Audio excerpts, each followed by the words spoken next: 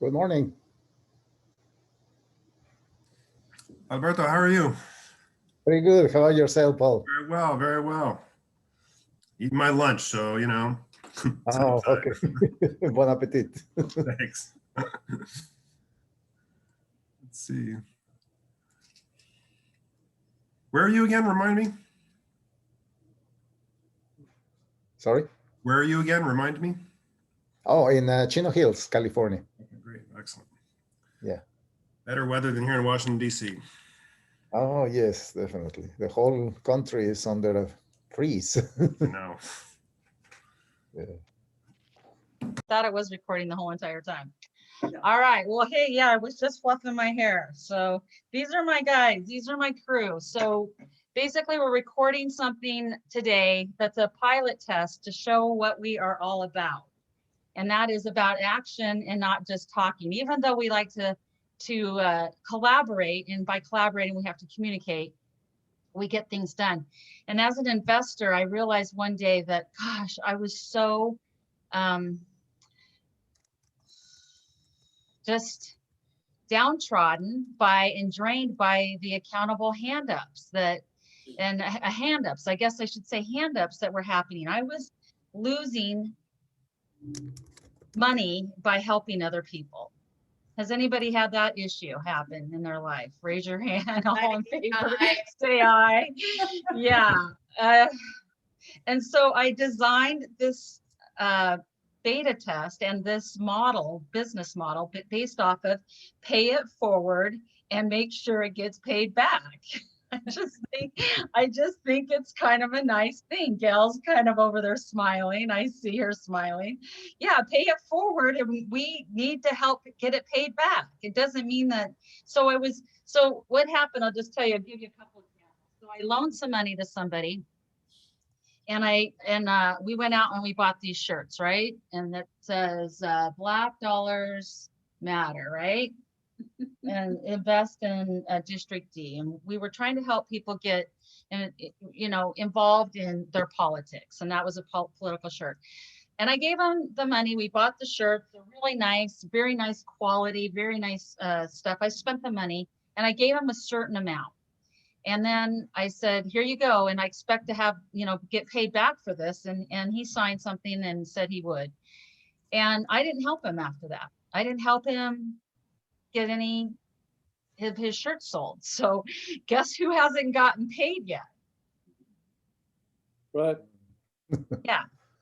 So the whole thing is we have to form, and my good friend Rodney, who I just adore, came up with this, a great quote, and I'm going to quote him. It's accountability you didn't say it's a two-way street. I said it's a two-way street. So that's mine. But Rodney says it's a accountability giving and accountability in receiving.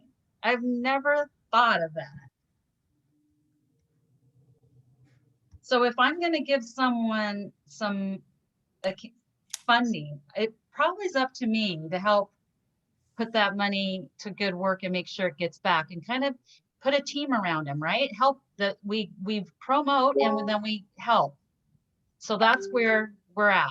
And that's why we're here. We're pooling our resources together and investing in each other. We're giving hand ups, not hand outs. And we're collaborating. And my lack of collaboration ended in not being repaid back. And, Gail and I have worked on a couple of other projects, and, I've invested in Alberto, and let's hope that he does. And I've invested in Paul. Let's hope that he does. We are holding each other accountable. And so we're designing, here's the process. So I'm describing what's going to happen today, right? So any questions so far? Okay. Either I'm doing really good or I'm doing really bad. I got one question, Rosalie. Yes. Can we use presentation slides Yeah, you can screen share. Okay, screen share. Yeah, screen share. Or if you have a video you want to put up on your wall and hold your camera, whatever, however you want to present. So the first thing is we're inviting people to present, and they have 10 minutes to present their solution, which has to include their promoter who's promoting them, which has to be a third party, not invested in the business. So somebody who's not invested in your business that's helping you and promoting and getting behind, and he will raise money for you and also they'll put money into the project. And it's not just money, it's either time, network, or money. So you get 3 types of investments, right? So it's not always about money. And then we're promoting this to other, investors, and then in our network, and then we're forming these action groups. And so what you're going to see from me today is a request for an action group. So that will be the next thing. And then we're forming these board of directors on the small group that's getting around coming up with solutions. So we form a group around a solution that we vote that we think is best. And so when you form a group around that solution, you have a network of people already in the cog of the wheel starting to roll it, right? And you have these network of people with the solution who are then going to promote, and we all of us promote it in our networks so we can fill the vehicle lines, whatever, the channels into the solution. So you have a solution, you have these cogs of the wheel that come out. So say Rodney's in charge of communication, and Paul says I'm in charge of accountability. Now those 2 guys, I'm just doing the 2 to start with. Those 2 guys have now Lauren and Wayne and Tina looking at their networks saying, who can I help Rodney get so they can help Rodney communicate better? So we're not having to get involved in every project. We're just trying to help refer our network to the people who have a solution that we are working towards, that they're a leader of that action group. Is that clear?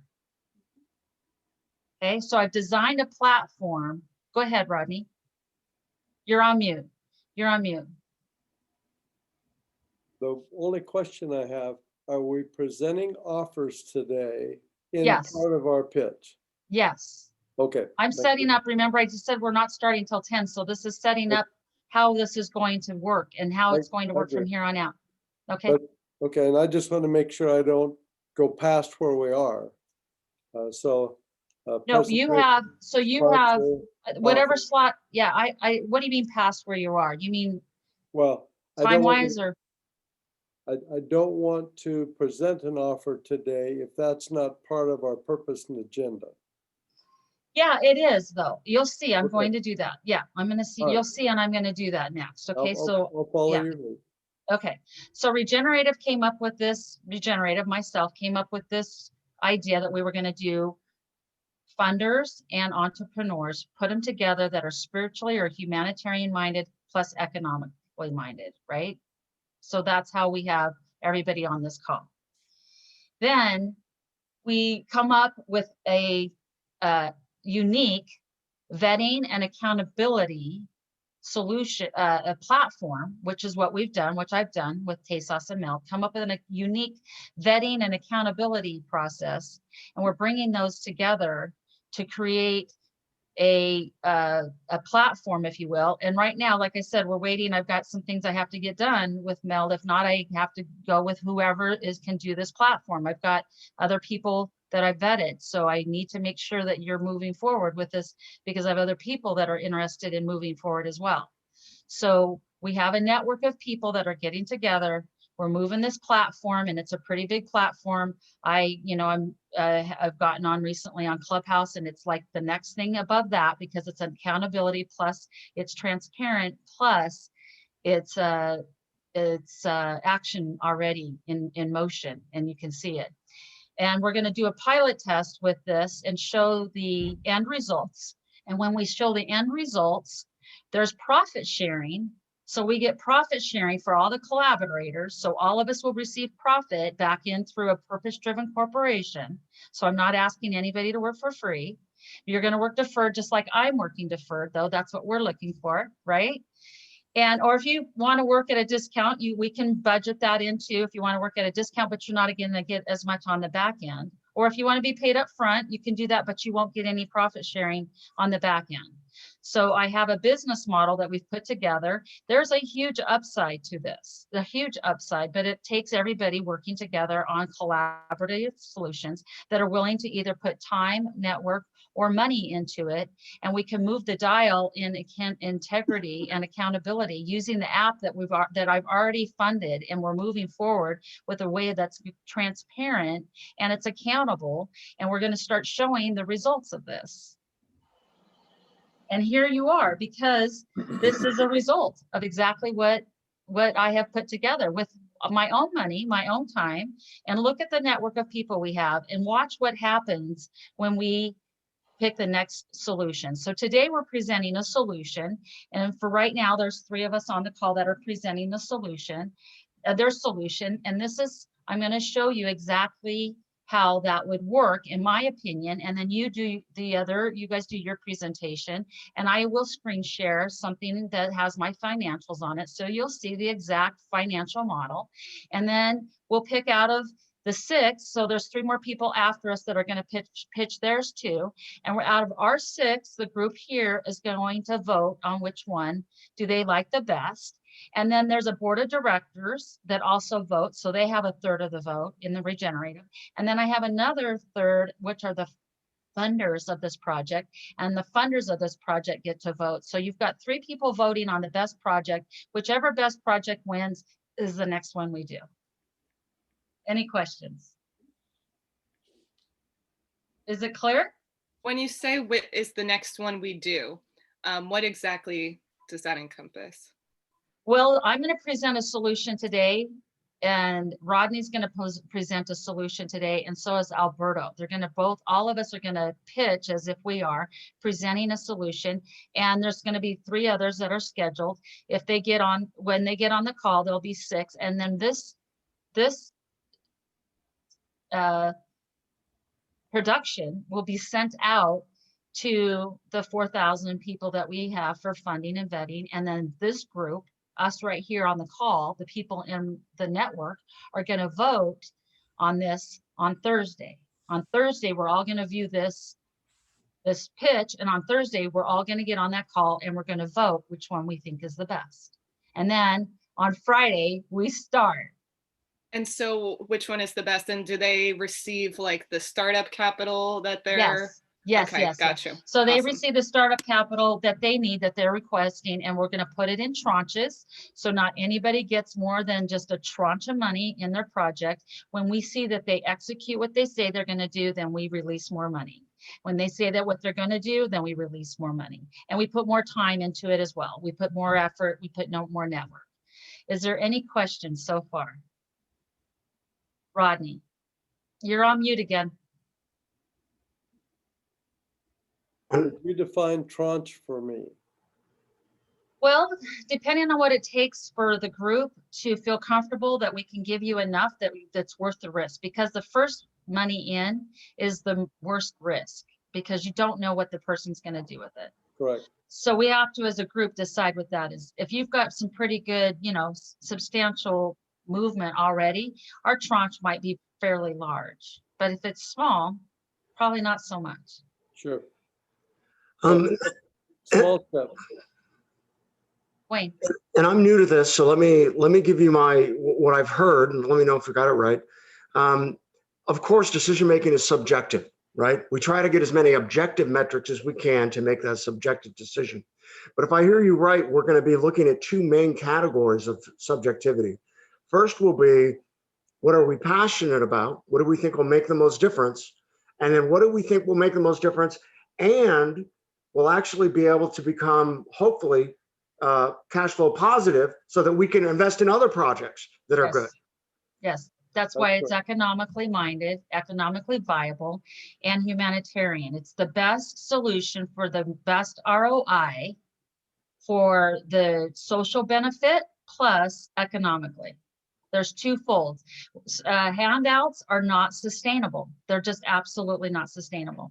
So that we have options, and that's what we're doing is hand ups, accountable hand ups. So we're going to keep track of everything. Everything is transparent. That's why we're televising this conversation. This is why we are recording our pitches. This is why we're being held accountable to do what we say we're going to do. And I do have a subjective and an objective, and I'm not sure if you understand that, but Wayne, thank you for bringing that up, is that I have a mechanism, a vetting solution that is 87% correct in estimating the success of the business model. So that's that's a pretty good, for me as an investor, if I can get 87% where I get clarification that this is going to work, I'm good with that. I'm good with this. So that's where Tony comes in, correct? Tony, yeah, Tony has designed a patented, or not a patent, process, and I think it is patented or trademarked, but anyway, it's, sorry? No, Tony just came on, so. Yeah, so it does. So Tony, am I correct in saying that it's 87%? Where Wayne was asking about the collaborative, the objective, I'm sorry, the objective and subjective, and you've identified that. Go ahead and tell them, so I make sure that they're clear. The solutions we invest in are going to be vetted through you, so the chances are about 87% that we're going to succeed in funding something that's going to be successful. Well, according to the white paper and the 10-year study, companies that score a score of 925 or higher and maintain that score have had an 87% success rate. So it's important to state that the companies do have to have not only earned a 925 score, but maintained one. We tend to update them every 90 days. And that's been a running truth for about 12 years now. But those companies do need to earn 925 from the get-go and maintain it. Right. And that's where accountability comes in and transparency. And that's where we surround them with accountable givers, which we call co-laborers, right, Rodney? That's what you coined it. That was his co-laborers. So that's what we're doing, is we're making sure that we're working deferred and we're getting paid on the back end with a pretty viable solution that's economically sound and humanitarian sound. And we're doing it in starting on Friday. It starts the Friday, February, whatever that is. Have to look. Probably the 19th. So question. So Tony. Yes. I believe you're the sponsor for Regener8tive. Is that correct? When you say one of the sponsors. One, yeah, I have several. Well, but one of the sponsors listed in your business plan, as I've read through it. What is Regener8tive's score? Regener8tive, when you say a sponsor, we have been developing the business plan for Regener8tive, but it is a nonprofit. We have not been hired to raise money for Regener8tive. We have not run a score for Regener8tive.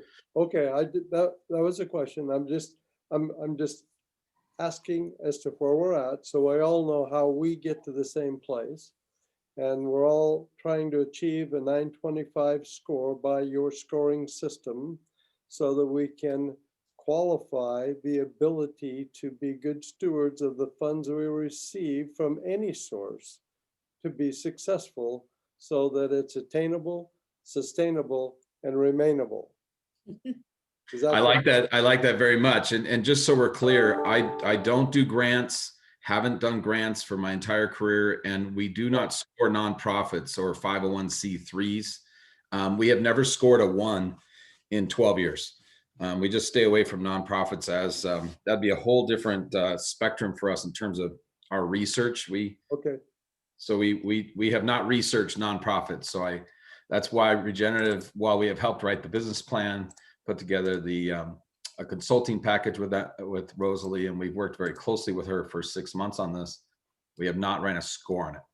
Okay, but you are working with a platform that is designed to take the evaluation of a for-profit entity, whether it has a nonprofit or for-profit extension or not, the principles remain the same for the valuation of success. I would suggest that is true. The you brought Sounds up like such a politician, Tony. you brought up the nonprofit again. So I just want to be clear. So While you say it's an extension of, I mean, we do not, please understand, there's 334 attributes to our process, and many of them have to do with profitability and business valuation. And a nonprofit by definition doesn't have a business valuation, nor does it have a profit. Correct. And so you just, that's why I'm responding the way I am, not to be a politician, Rosalie, but you say that a nonprofit is a corporation with an extension that it files as nonprofit. That is correct. I agree with that. I just want to be clear that we have purposefully not done a score on regenerative. Okay, and I've done it that way for a reason, because I want to show that we're going to do what we're doing as a B corporation, which is a purpose-driven corporation, which will score the 925, but it's something, and I probably would score a 925 because it'll show I'll be profitable because there's going to be surplus. Even though I'm a nonprofit, Tony, I'll be your first one that scores 925, at least on my score it will be. And anyway, so it's something that we're going to work towards, but you'll see why. Can I have just one comment? Yeah, and then Paul. But I've read all of the material. I've listened to all of the explanation. I've seen the presentation. And so my belief is 100 and above availability to do what you say you're going to do with legitimate people looking at it from the business case perspective through Tony. So I'm an endorser of everything that you're talking about. The facts need to be made, from my perspective, I need to make sure I don't mispresent something or misrepresent something when I'm speaking to people in my audience of investors. I would absolutely agree with that. And I would encourage you to go to my personal website, tonydrexelsmith.com. I've been there. Oh, okay. And you can see that the white paper that we prepped 3 years ago is still on that site. Got it, printed it, read it, understand it, love it. Thank you. I appreciate you doing that. Thank you very much. Okay, anybody else? Paul, you had a question. I think it's largely been covered. It actually wasn't a question. It was just an emphasis on the fact that the point of regenerative is to bring us all together and help us jointly make investments, either money or sweat equity in for-profit entities together. So the purpose of regenerative is in itself is not to make money, which is why it's a nonprofit, but it's a place of convening and moving out into places where we all make profits, right? Right. And don't laugh at me, but we're going to be on a long call and we're going to be doing a lot of Zoom. If I may recommend, if you were to get your arrow down near the bottom of the screen, you'll see a participants icon. Yeah. Under that participants icon, it gives you a choice of saying raise hand, yes, no, and moving the speed. Since you are going to be asking people questions or asking them to respond, may I recommend that everybody get practice with this so we can all raise hands, and that way you, Rosalie, can see the hand raised, decide who to pick instead of us trying to get your attention. Yeah, so do I just set that screen off to the side so I see it on the side? Because otherwise it's in front of someone's face. So but I turn on the chat function and then it goes off to the side. And that's a way that people can communicate independently. If they have a particular question for one person, they can do that question through the chat function and direct it to that individual. Okay, so Tony has his hand raised. So I guess I say, hi, Tony. Yes, may I help you? I was just showing you that that's how you do it. It's under reactions, right. Not under the participants. It's on the far right next to the share screen. Okay. And you can make any number of different statements. Like there was a very nice statement made by Rodney about my white paper. So I say heart. I'm not really seeing the hand raise. Should be on your participants chat. If you activate the chat function, you should be able to see it. I don't see it. It doesn't give me the option. An easier way is to the right of share screen, which is green. There's a reactions button. I see reactions. I'm just not seeing the hand raise. Okay. Quick reactions and at the bottom portion of it. Ah, I got it. Okay. So I have Okay. a pitch. Where does Tony come in to actually vet that project is the viable project? Is it before, after? It's both. It's both. And you can now at this point unraise your hand so I don't call you on you again. So I just need to make sure you unraise your hand so I know. It's both. So he vets you before you present to make sure that you have certain credentials. And right now we're being a little lenient right now because of the newness of what we're doing. But in the future, you will not be able to present until you go through him. Okay, so that's one of the things you got to do. And then second, after that, he maintains it and keeps evaluating, right, Tony, as we go on, like he said. Yeah, so we've created a link for people to register right on our website, and when they do that registration, we walk them through a process of onboarding their materials to our data room. And then once they've done that, we then do an assessment, and we let Rosalie know that such an assessment is in process. And we ask Rosalie whether this is a regenerative sponsored client or whether the client is paying for the assessment of themselves. And that's a decision that Rosalie makes on a case-by-case basis. Based on. So then that's a little confusing. So let's just say somebody wants to come and pitch. Mm-hmm. So they have to make an investment with you, Tony, first before they get the opportunity to pitch in front of the group. Is that what I'm understanding? The first thing though is just an intake, which is he intakes, like there's someone that reached out to us and they said, hey, I want to pitch on such and such time, and he realized that they didn't need any money. They're not looking for they weren't looking for any money, and so he didn't charge them, but that's because that's not what they need. If they need to be funded, we have to make sure we have a process to make sure we bet on people that are going to be fundable. No, I understand that, but it has to be clear to people that there's an investment before they get the opportunity to even pitch. Yes, Well, I'm sorry. Well, hold on. Not necessarily. If Yeah, they're let looking for money. me be clear that our company on average gets about 100 leads a week from people that register on our website. What we find is that a good 25% of them, we know right off the bat it's not a good fit from their initial registration. We don't want to charge anyone fees or have Rosalie sponsor someone until we know that it's actually a good fit first. So that's why we have them register first. So when you said it's confusing, there's a reason. We want to be able to see their registration form before we do anything. And what happens when someone registers on our site is that our compliance department, our marketing department, our administration department all receive an immediate, like automatic notification that a registration has occurred. We then have staff members, there's 3 of them, whose job it is to review the registration form and then call the client and confirm it and verify the information. We've had situations where Rosalie's had a referral come to us where it was someone that wasn't seeking money at all. And the fact it's just happened over this weekend. They weren't seeking to raise capital. They weren't seeking to have any donation monies come to them. They simply wanted to be part of this network. So that particular person was simply confused by the registration process. We also have had people that registered on the site, wanted to present to this group, but they're an absolute startup. They've done nothing. They have an idea. That's not appropriate for this. And it's not appropriate for them to pay us anything.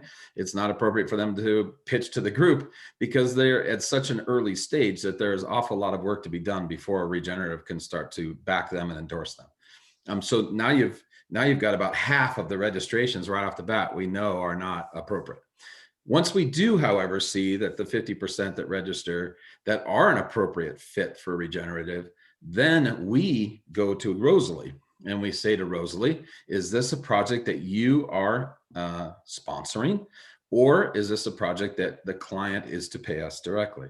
It's a $1,250 fee for us to do the assessment. And in some cases, Rosalie pays. They may need hands up. She's aware that they're in a situation where they need a hand up even on the $1,250. And that's the whole reason why she had them register on our site in the first place. Or in some cases, she recognizes that they don't have any problem paying $1,250. They're raising hundreds of thousands or millions of dollars, and $1,250 is something they should be able to afford to pay themselves. That's a decision Rosalie makes. Okay, thank you. That clarifies it a lot. Thanks. Rosalie, if you have a quick second, Can you just give me the screen for a second? Yeah. Sorry. Just make me the host for a moment. I know, just a second. I have to go in here and change. I was in a participant. You were doing 3 things at once. I know Yeah, you well. I know. Yeah, you know me well. Is it a right click to do you? Let's see. You just More go up to- options. Yeah, hold on. Make co-host. Okay, there you go. Got it. 30%. And then Tony, you have to go that quickly because I, for whatever reason, hit record pause. I don't know why it paused, but it did. So very quickly, can you just do that now that I need just super quick. It has to be within 2 minutes. That what is it that you're providing for Regener8tive? Sure. So this is what's known as a situation analysis. It's an 8-page document. There's a cover page. There is a cover letter. This is what's known as essay 2. This cover letter summarizes that what their score is in the 5 major sections. Essay 3 is the channel check, which is initial due diligence on the company itself and the people involved. And then we define who are all the parties that are actually working on the project. Then essay 4 is document onboarding. What are the documents that we've requested, and then what was actually submitted, and then an analysis of those documents. This is what's known as essay 5, variables and factors determining capital type probability. So these are the 13 major factors and variables that define the type of capital that's best for the situation that the enterprise is in. Between the documents submitted and the 13 variables being defined, we can then create what's known as the capital probability matrix, which gives us an idea of the best capital match for the situation that the enterprise is in. There's 16 major capital types and capital markets, I should say, and there's 50 specific capital types in North America. So in this example here, private equity securities as a convertible knows a 90% match is most probable type of capital for this example that we're sharing here today. The next page, known as essay 7, is the one that most people focus their real attention on, which is a summary of the TASOS score. You'll see that the TASOS score is broken up into 334 attributes. There are 5 sections and 25 subjects that we assess. The maximum score is 1,000. In this example here, we provide a score of 809, and by percentage as well to make it easy to understand. And then Okay, we got to keep. The last page is the situation analysis, which is a summary of the documents that were submitted, a summary of the situation as we see it, areas needing improvement, a range of terms, meaning what's the actual cost in terms of time and money to get this company capitalized. And we even provide a summary very specific to what we think the range of terms should be for this deal to get capitalized. And there you go. Great. Rodney's got his hand raised. Does anyone, just a second, Rodney, is there anyone in front of you that has a quick question for Tony? Otherwise, Rodney, and then we need to get started because you guys are going to move into my 15 minutes here. So my quick question is for Tony. Tony, where do I get one of those hats? Very serious. Really, you stopped this for that? Okay. I'll ship you one, Rodney. We have to lighten it up, you know. I'm a all right. I love it. Want a hat. President's Day, and we're closed at the bank today, and I am only working today for Rosalie's meeting. Okay, so I'm lowering my hand. Thank you. All right. So anybody else have any questions about that? And you had your hand raised. Is there anything else? No, I just want a hat. Okay. So we're going to go ahead, and this was what the pitch would look like. Okay, starting now. I have a 10:13. So I'm hoping my promoter gets on. Let me look here. Where is she? Let's see if she's here.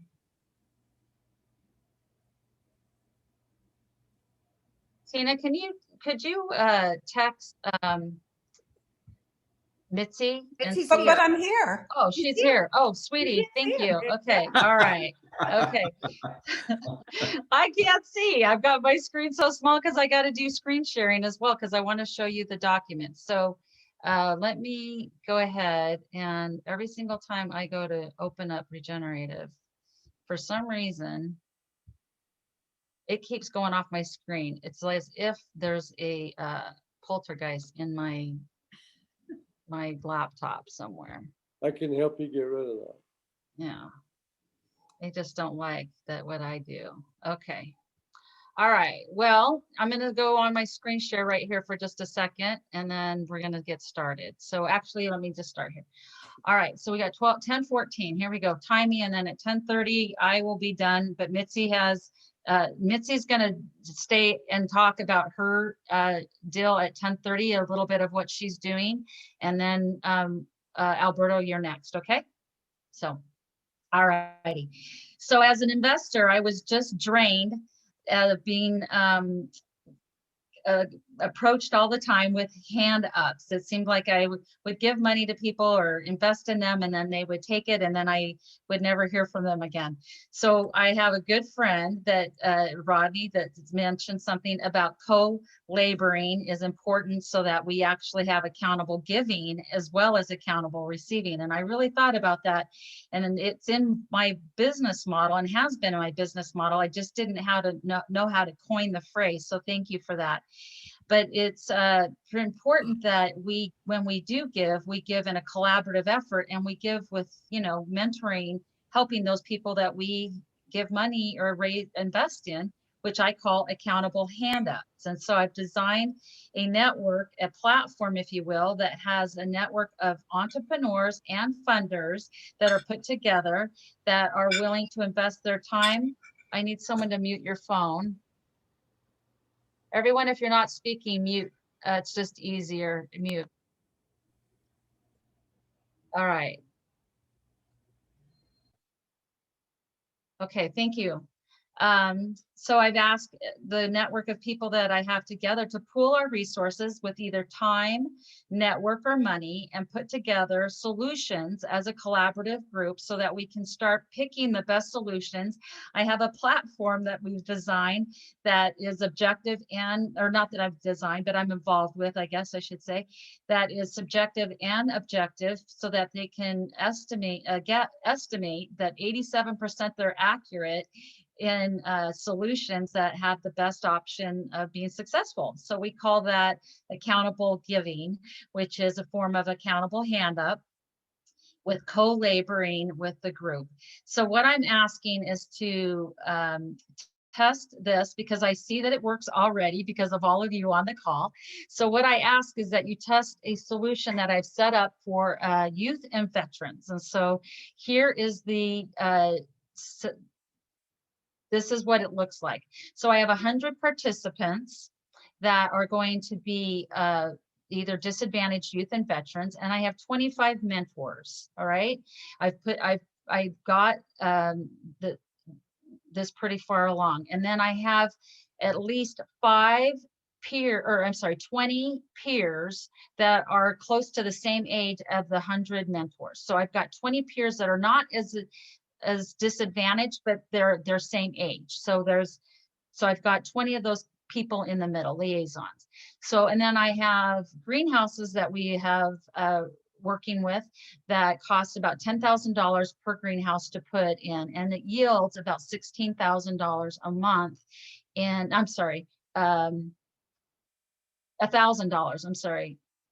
$4,000. I'm sorry, $4,000 a month. Terrible, right? You should know your numbers. And the reason why I said 16,000 is because I'm going to invest in 4 of these greenhouses. So that's why I said that. So I'm going to invest in 4 of these greenhouses. I'm putting $40,000 in, and I'm asking for someone on the call or in the group to vote that this is the best solution. Because what I need is 25 mentors, and I'm pretty sure I've got quite a few, but 25 mentors to work deferred. And so they're not going to get paid for about maybe within 6 months they'll get paid, but before that, and it's going to cost 1 hour to 3 hours per week. That's what it's going to cost. And it's eventually going to be anywhere from $15 to $100 an hour is what you'll get paid to help me on this project. So all I'm asking for is people to work deferred and commit to 1 to 3 hours per week.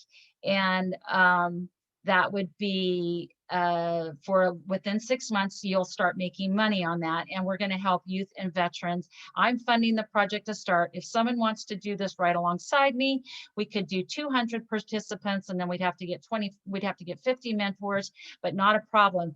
I don't see there's a problem. So I'm going to invest in 4 of these. If someone else wants to invest in the other 4, that would be great. We do 8 side by side, and we will start mentoring a network of people. And I have Mitzi, who's on my call as my promoter, and I'd like her to tell you a little bit about why she promotes me and why she promotes this project. And then afterwards, she's going to stay on the call to answer any questions. Oh, and actually, and then she's going to take a few minutes. So my promoter, since she's also going to be pitching something, will have 5 minutes to ask her questions about her specialty, which she does, and then I will answer and we will be done. And so we will be done at 10:35. So Mitzi, go ahead and tell them a little bit about my project and why you promote me and the project. Mitzi Purdue here. And the reason that I'm just eager to promote what Rosalie does is I just absolutely love the innovativeness of it, the hands-onness of it. It impresses me no end that you have 10 participants here. I mean, it's just, to my mind, genius. Because, you know, it's on a scale that we can grasp. It's highly impactful, and yet it's not, you know, it's not asking for billions of dollars. It's so grassroots that I'm confident that it will work effectively. And what I would absolutely adore to be part of is to ask everybody listening and to think of your friends. Do any of them have an item that they might even like put up on eBay to sell? Because, you know, it's kind of hard these days to put your fingers on lots of cash. I mean, it just plain is, but I bet you've got things. It would be nice if they were worth like $400 or $500, but that you could put up on eBay and then direct it to Rosalie's effort. And my own particular passion is human trafficking, but what you're doing counts as prevention of trafficking. So if somebody will put up an item like on eBay, I think I can guarantee a whole lot of attention for it, because I'll put out press releases and I'll put out just ways of letting people know that your item is there, and that if they bid on it, where the money's going to go. And I wonder if it's even possible they get the money and they donate it to you, and it gets, Rosalie, is it a tax deduction?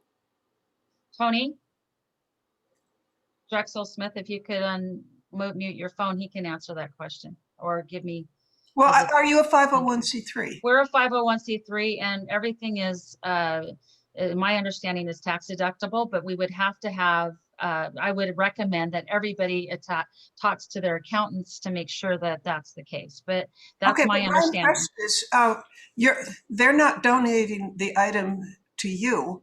No. They're putting it up, letting everybody know that it's going for a charity, and then when they get the cash, they donate it to you. And if you're 501c, I mean, yeah, it's a nonprofit. It's 501c3 accredited with the state or okay, so tax ID. A cash donation to you under every circumstance I know of ought to be tax deductible to whoever does it.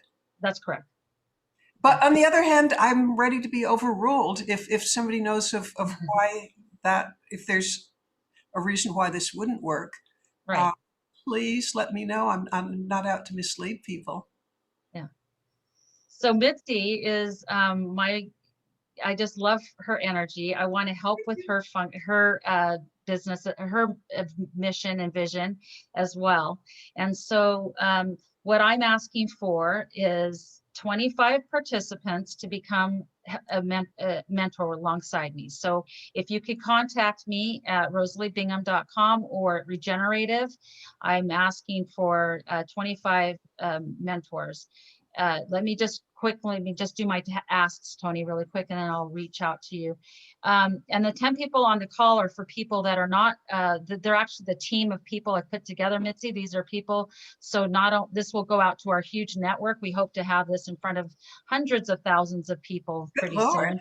Yes. Because somebody is going to have an item that I mean, maybe it's jewelry that they don't like anymore, or whatever.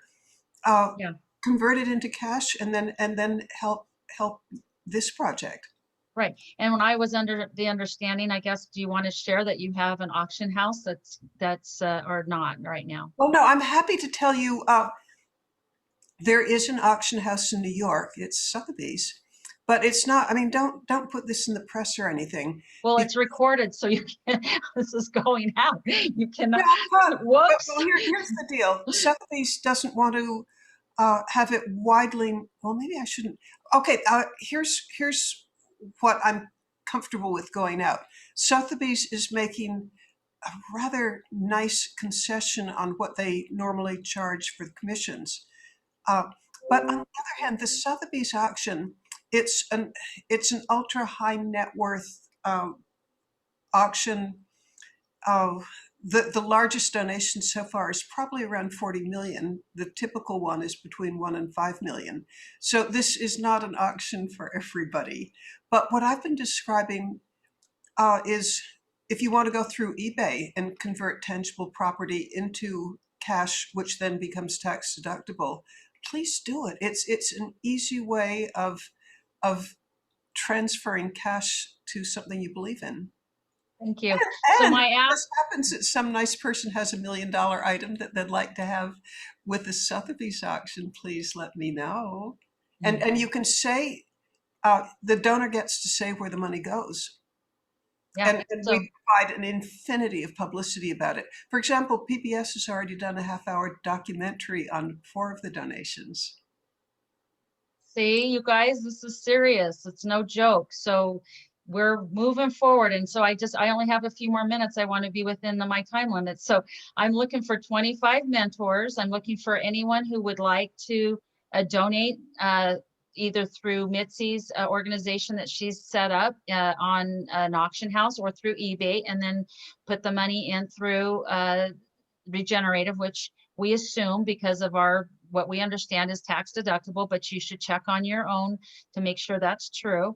And I'm looking for people to help me write grants and get additional funding from other sources. So I'm looking for people that can help me do that, and to help me with clerical work and office work that I need. And I need a project manager because I've got 5 more projects that we're doing that I'm super excited about, and I don't want to see this one get less attention. So I need a project manager and people that are involved in marketing. So if anybody would like to help me with those things, I'm not asking for actually any money. I'm asking for your time, which is more important sometimes than money. And I will put up $40,000 for this project. And if somebody else would like to match that, we could do this with 200 participants instead of 100. So do we have any questions? Or let me just, one last thing I want to show you. I want to show you my business plan here. So let me screen share just really quick. How do we screen share here? I gotta get on my full. Yeah, but I gotta get on my full. I have to get on my full. So here's my business plan that I put together for Regener8tive.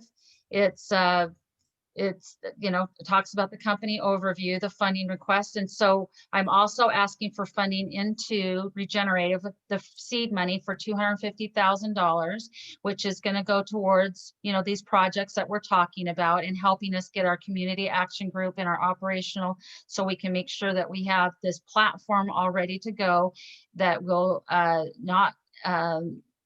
is no small feat. So $250,000 is actually really cheap. And then we're asking for a full A full amount would be 10 million, which is 750,000 is going to be going towards projects that you guys are we're vetting. So the majority of this, as you can see, is going towards the projects. It's not going towards the startup of capital for Regener8tive. I've done most of the heavy lifting. So there's just 975. You've got an executive summary there. I have my mission statement to provide. I'll let you read through this. I'll send this out to everybody, along with our timelines and visions, my strategic partners, and look at the business model here, right? So if we're just talking about the first year, if we do what we think, what I think we can do, we're going to have a surplus of over $1 million to help fund other projects, and then 7 million, then 12 million, then 33. This is beyond what we already pay back to our investors, and then 110 million within a 5-year period. This is no joke. I'm not asking for anybody to work for free, but I do need help to get these. And I've got a lot more details with this, the management, a little bit about me, and some more financials. So there you go. Does anybody have, that's a quick read, but I only have a few minutes. And if anybody has any questions, I can, I'm going to put myself back on Zoom here, so we're not sharing the screen. But if you have any questions, I can ask.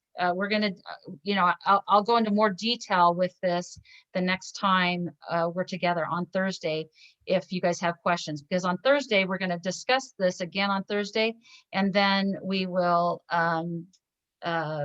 decide which project to go with. So I've got 2 hand raises. Who was first, Tina or Tony? Go ahead, Tina. Yeah, so my question is, you say mentors. What kind of mentors? What kind of help do you actually Well, need? the first program we're going to do is called emotional resiliency. And so you have to have some form of emotional stability, I guess we should say. You don't have to be a professional therapist, but have some stability. And we're actually, before we actually do mentor, we're going to go through the program ourselves. So all of us are going to go through the program. So all the mentors will go through this program together, and we will go through. That's why it takes, like I said, up to 3 hours, because it's going to be another extra hour beyond the hour meeting that we're doing. So that's why I said it could take up to 3 hours, because the first three months you'll be getting trained on how to mentor and what we're doing in the program. So we'll start this program in about 6 months with the youth and vets, but we're going to go through it and get everything lined up, and we'll go through the emotional resiliency ourselves. It's a 10-week program, 10 weeks of information. Thank you. Was that answer? Tony, you're next. I had to take a phone call, and I heard down the hallway that you were asking for me. Were you able to accomplish what you needed without Got me? it. Yeah, got it. And then Alberto. Yes, for the project management position that or help that you're requesting, does it have to be from outside, or it can be people from this group? And also It can be from this group. It can be from this group. Yes. Yes, okay, so preferably so, actually, because if you're in this group right now, like the people on this call are my inner circle of people that I really appreciate and that are part of this network. So yes, please. yes, count me in for either mentor or for project manager if you want. Oh, gracias. Gracias. Sure. Okay, any other questions? Okay, now Mitzi, you have a few minutes. Oh, I've got Wayne. Wayne's got a hand up. So does Unmute, Wayne. If I hear the numbers correct, you've got 4 facilities that'll be built. You're planning on getting 100 people that you're helping. So that means 25 of them will be affiliated with one of those facilities. That's correct. And each of those pot houses, whatever they're called, are intended to generate income, correct? That's correct. And so a significant amount of the income, I assume, is going to go to those 25 individuals. To start with, they're getting mentored, and they're going to get training in, they're going to get trained in starting and growing your business. And then part of that money is going not to pay them directly, it's going into a fund so that when they start and grow their business, there's seed capital for them. So they pay it forward, but then they pay it back, and then they pay it forward again. So it's a perpetual stimulus fund that they're starting towards. They're working collaboratively. They're gonna, we believe that it's gonna generate about $16,000 a month in revenue. And so over a little small course of 3 months or so, you know, we would earmark $10,000 out of that to go into these funds that would then help these young kids and these veterans get started. So they're actually helping themselves. We're just helping them help themselves. Question, and is it clear? Yeah. Okay, Rodney. Lauren had a question, but can't raise her hand. Okay, Lauren, go ahead. Oh, and then Rodney. For some reason, it took away my option. I was just wondering, so as far as what you're asking this group to vote on, it's that you said you're already invested in it monetarily, so you're asking for time, and then, but you said something about whether this group votes on it. So I would imagine, what are we voting for? Well, you're just voting to see if you want to put up another, like maybe a network of all you guys could put together is 40,000 or something, and then you could add to the one that I'm already doing. But I'm actually doing this with or without you guys. So I hope that you want to get involved, but we're moving forward, and I'm just asking for 3 hours a week right now. And if you want to pool your resources and put another $10,000, we can do 5 of these greenhouses opposed to 4, you know, that kind of thing. Is that clear? You look a little confused still. Yeah. Well, I'm just trying to understand. I mean, I guess the premise of this call, and so there's going to be 2 other people that are going to be pitching right now. So you'll listen to their pitch as well. And then on Thursday, we're going to vote. Do you guys want to help me? We could do 2 of them. We can do 3 projects if we want. You know, we're just presenting our projects to see who wants to co-labor with us. And it doesn't mean that it's just one. We can do all 3 or all 6 if we want. It's just, okay, you know. no, I got you. That's why I asked before. I was like, so if we vote, does that mean that this project gets their startup capital? So I just wanted to clarify, like, what we're listening for. Yeah, for 2 reasons. Is what, if you want to get involved in this project, and vote for this and another project, or this, not this project and 2 other projects, or whatever. Okay.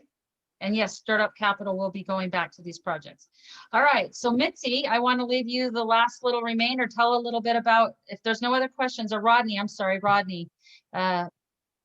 What's the physical location of these 4 greenhouse that you're going to build? Where are they going to be located? Since I live in Las Vegas, it's going to start in Las Vegas or Reno, because we could start them in Reno because I'm back and forth. But I'm not opposed to doing them anywhere if someone wants to put 4 others somewhere else, because our Zoom meetings are going to be virtual, obviously. But you would need to have a place that your mentors should be at the greenhouses with the people. So if you're going to do one in Idaho, you would need to have $10,000 to put one there. Plus, you're going to have mentors from that area, because they need to work side by side with these kids and the veterans, right? But right now, that is open for negotiation. Discussion. That's you're going right. to do 4, even if you have to do all 4 in your area. That's right. That's right. Okay, and then Okay. are they going to be in different cities? Yeah, they can be in different cities. Yeah. Well, so the ones that you're planning for the 4, are they going to Well, be? we're going to do 2. We're going to do 2 in Reno, 2 in Vegas. Okay, thank you. That's Yeah. what I was looking for. Yeah. The communities that you're working within to draw the physical and Sure. Yeah. The resources. And I think it's imperative in a pilot test that you try different unknowns. So you're talking Right. about 2 different locations, 2 Right. different types of people, you know, two different weather patterns. There's a Different lot. communities. Yeah, correct. Okay, so Mitzi, I wanted to leave you some time. We wanted to hear about your organization as well. And if you're still on the call, I know she had to I'm jump still off. on the call. Okay. Oh, super. I just wanted to give you a reason why to go through Win This Fight. We are a 501c3, but the reason, if you're going to, I mean, anybody can just put up an item on eBay or wherever and get money for it.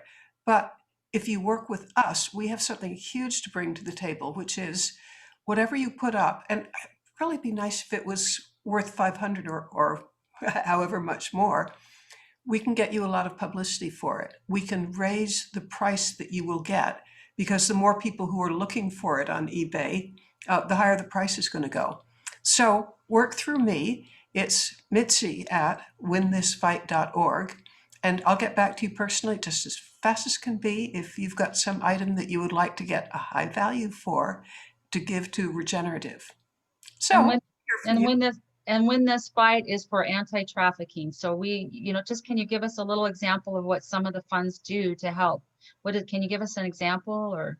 Yeah, I mean, I want this money to go directly to you, because you are, anything that makes people less vulnerable prevents trafficking. So you're right in the center of what we want. I mean, I think prevention beats restoration any day. It's cheaper, it's more effective, it's more benign. I love what you're doing, because there will be people who will not be trafficked because of the efforts that you're starting now. But what we do, our biggest thing that we do is we raise money from private individuals to sponsor people. I'll give a case example. One that we're working on right now. It's not signed, sealed, and delivered, but it's close. There's a group in New York. It's called Restore, and it costs them $15,000 a year to take on one more person who's going to have medical care, education, therapy, job training, just a whole ball of wax that helps put them together, or helps a survivor return to an almost normal life. A new survivor costs $15,000 a year. There is a businessman who loves this idea, so he's giving Win This Fight $15,000.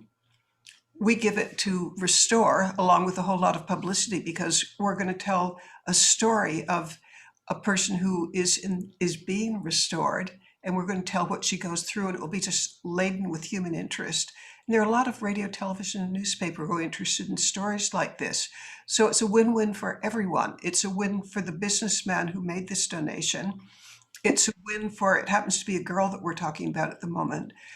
She gets the equivalent of a scholarship.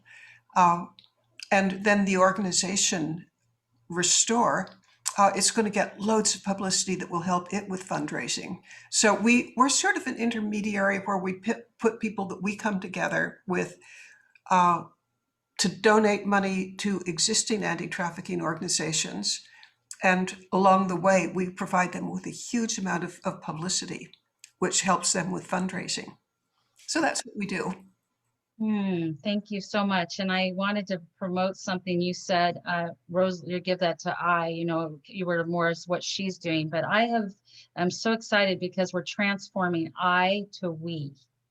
And that's the motto here, is that it's a collaborative, co-laboring. So thank you, but it's transforming. That's going to be the motto, is I to we. Actually, what drives us is collaboration. Win This Fight exists to support other organizations, and we have ways of raising money for them, and we're doing it. Thank you. Rodney has a question. So what I'm hearing is the philanthropic entrepreneur or the philanthropic mind, the long-term donors. It's like you would support colleges or universities. The long-term donors are involved in the process of funding the projects that you bring to them through these donations. Is that correct? Are we asking me, or are we asking Rosalie? No, I'm asking you. Me? Oh, no, we don't fund long-term projects, at least so far. What we're really about is we raise money for existing organizations, and the particular form that this takes most often is we raise money for people to pay for individual survivors of trafficking to get treatment for a year. It's not like college and beyond. I mean, God bless anybody who does that, but our niche is sources of funding that, like Restore has never heard of. We're getting it for them. And that means an additional girl will get help. And in the process, the businessman gets loads of publicity out of it. Although if he didn't want publicity, I could be mum as could be. Correct. It is a win-win-win for everybody involved. Thank you. Yes, and when you asked that question, if you asked that to me, I would have said yes. We do we do go through and fund long-term projects. That's what we. Yeah. That's where it goes into a purpose-driven corporation, which creates a a business ROI or return on an investment, and so that money then comes back into Regener8tive to fund the next ones. And we take everyone that's collaborating gets money alongside that. I'm doing something completely different because I've been blessed. Where so much when you are blessed, much is expected. And so I am doing a completely different business model where I've been working deferred and I want to get paid on the back end, but I'm not taking a big chunk of change like a lot of people do. I'm not getting fat. I'm not getting a fat cat on this one. And I'm willing to show how we can have more abundance in life and not make it just about the dollars and the zeros behind our bank account. I think you can have a much higher quality of life based off of the people and what you're doing with your life and who you're around. And who cares if you're making $1 bazillion? You have $1 bazillion people you've helped. And then they love that love is just transferred. And so love is much more valuable to me than money. And so, I think we have to have money to start this and go around, but it's not the ends all to the means to the end to the means here, or the means to the end. Yeah, that's what you say. Right. Sorry, blonde hair, blonde moment. Well, it's okay. Okay, anybody else? And then we're going to turn it over to Alberto. So that's my pitch. That's what I'll say it one more time. I'm looking for 25 mentors.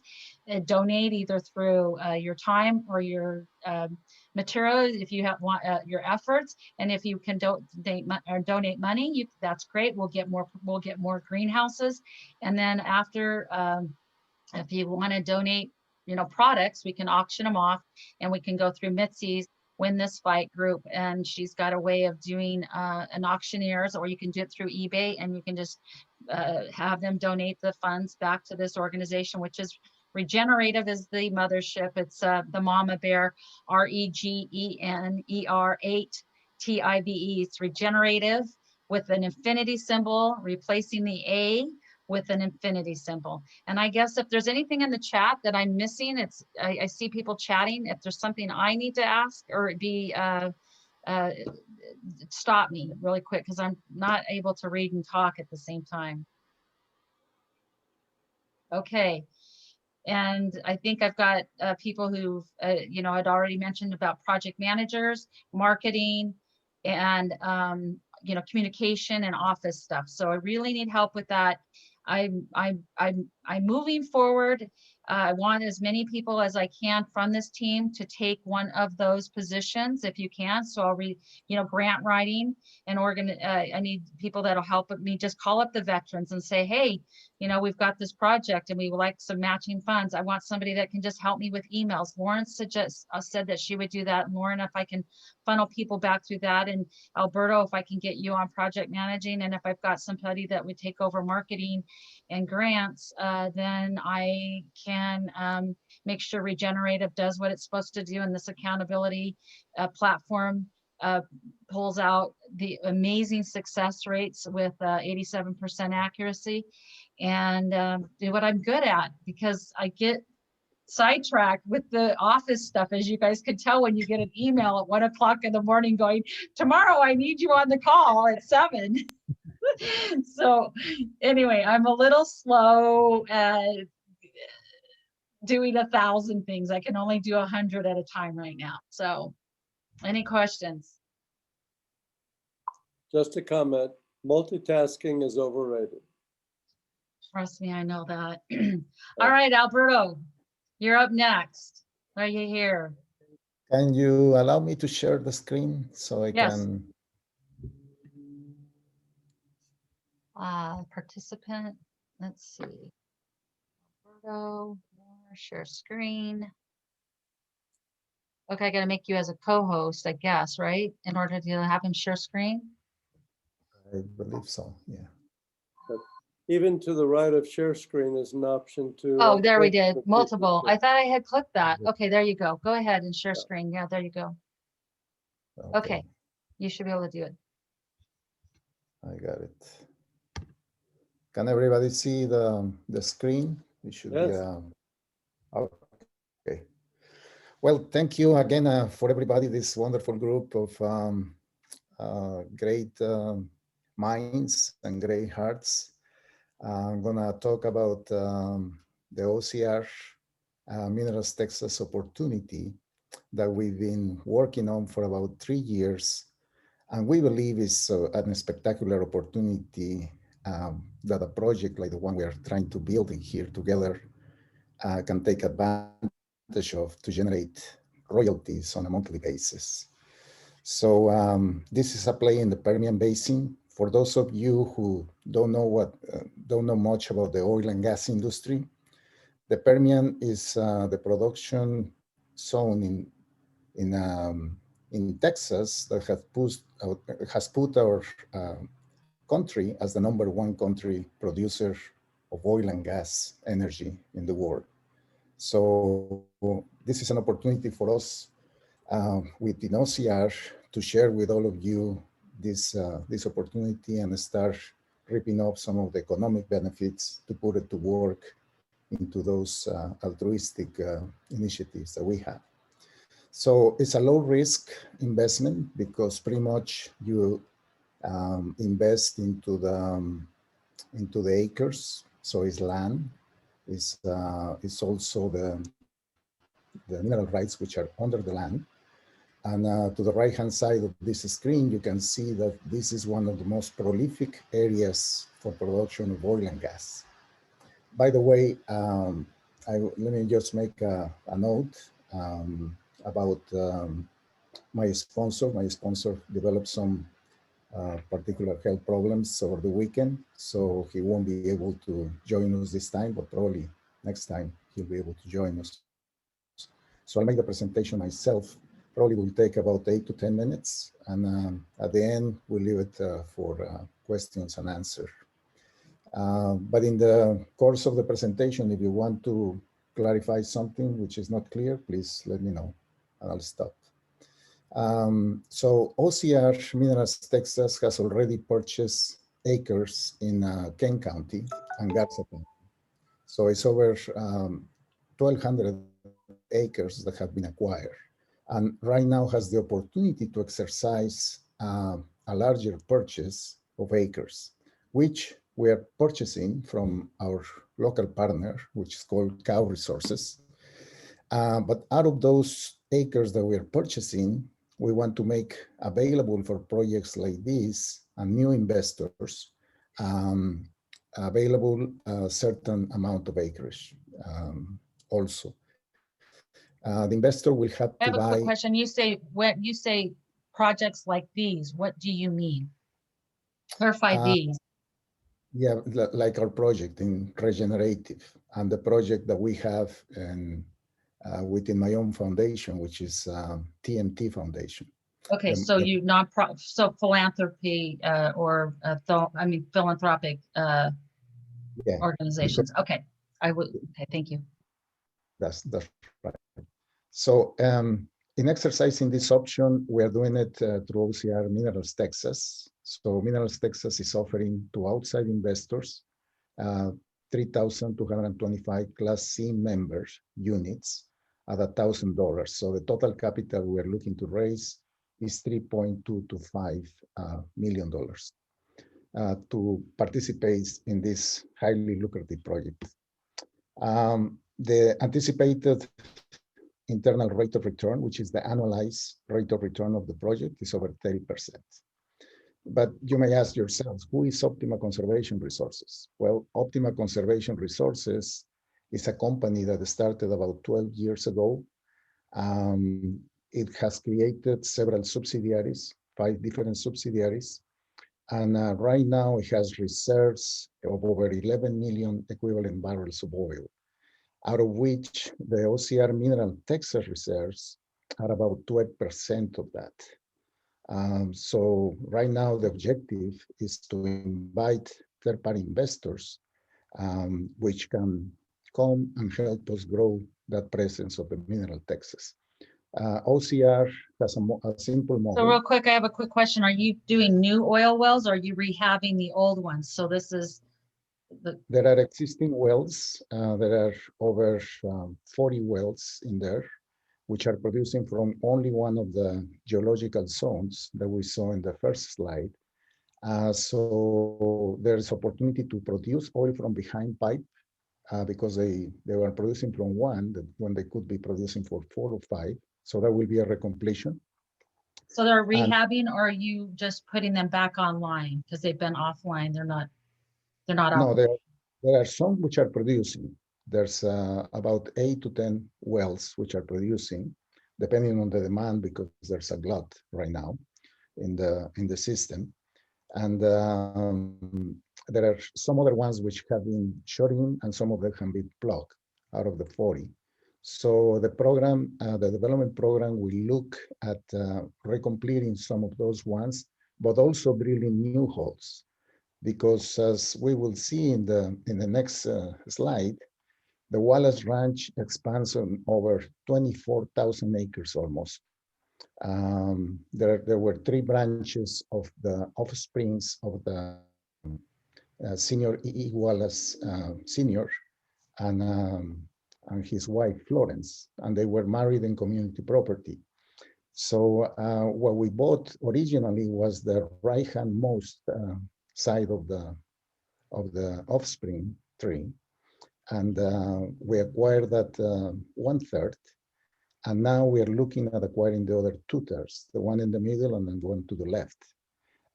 So you can see in the map that the ranch expands over in 2 different counties, Garza County and Kane County. So it's a huge ranch, and it's a huge opportunity to grow. The productive formations that we have in there identified, there are 9, up to 9 under the acreage. There's the Glorieta, the San Andres, the Strong. The Strong is one of the ones that is being produced the most. The Fuller, the Wolf Camp is a shale play. Shale, as you know, is the main play in the Permian Basin, and one of the longest horizontal drills in the area, which produces over 4,000 barrels a day, is in the Wolf Camp, which is it's in Borden County, which is next to the west of the county of, southwest of the county where we are at, which is Kane County. There's the 4900 formation, the Canyon formation, and the deeper one, which is the Ellenberger. In the Ellenberger, we have several wells, and that's the one that has the most. Those are the wells that have the most capability of producing oil behind pipe, oil and gas, not only oil. In the last 2 years since we acquired this property, we started cleaning of the title, just trying to parse out legally and making sure that all the rights were completely covered for going and receiving the amounts of royalties that need to be received. So there are 6 elements basically that made this process a little bit complex. We analyzed over 3,000 documents between deeds, leases, oil and gas leases, inheritances, etc.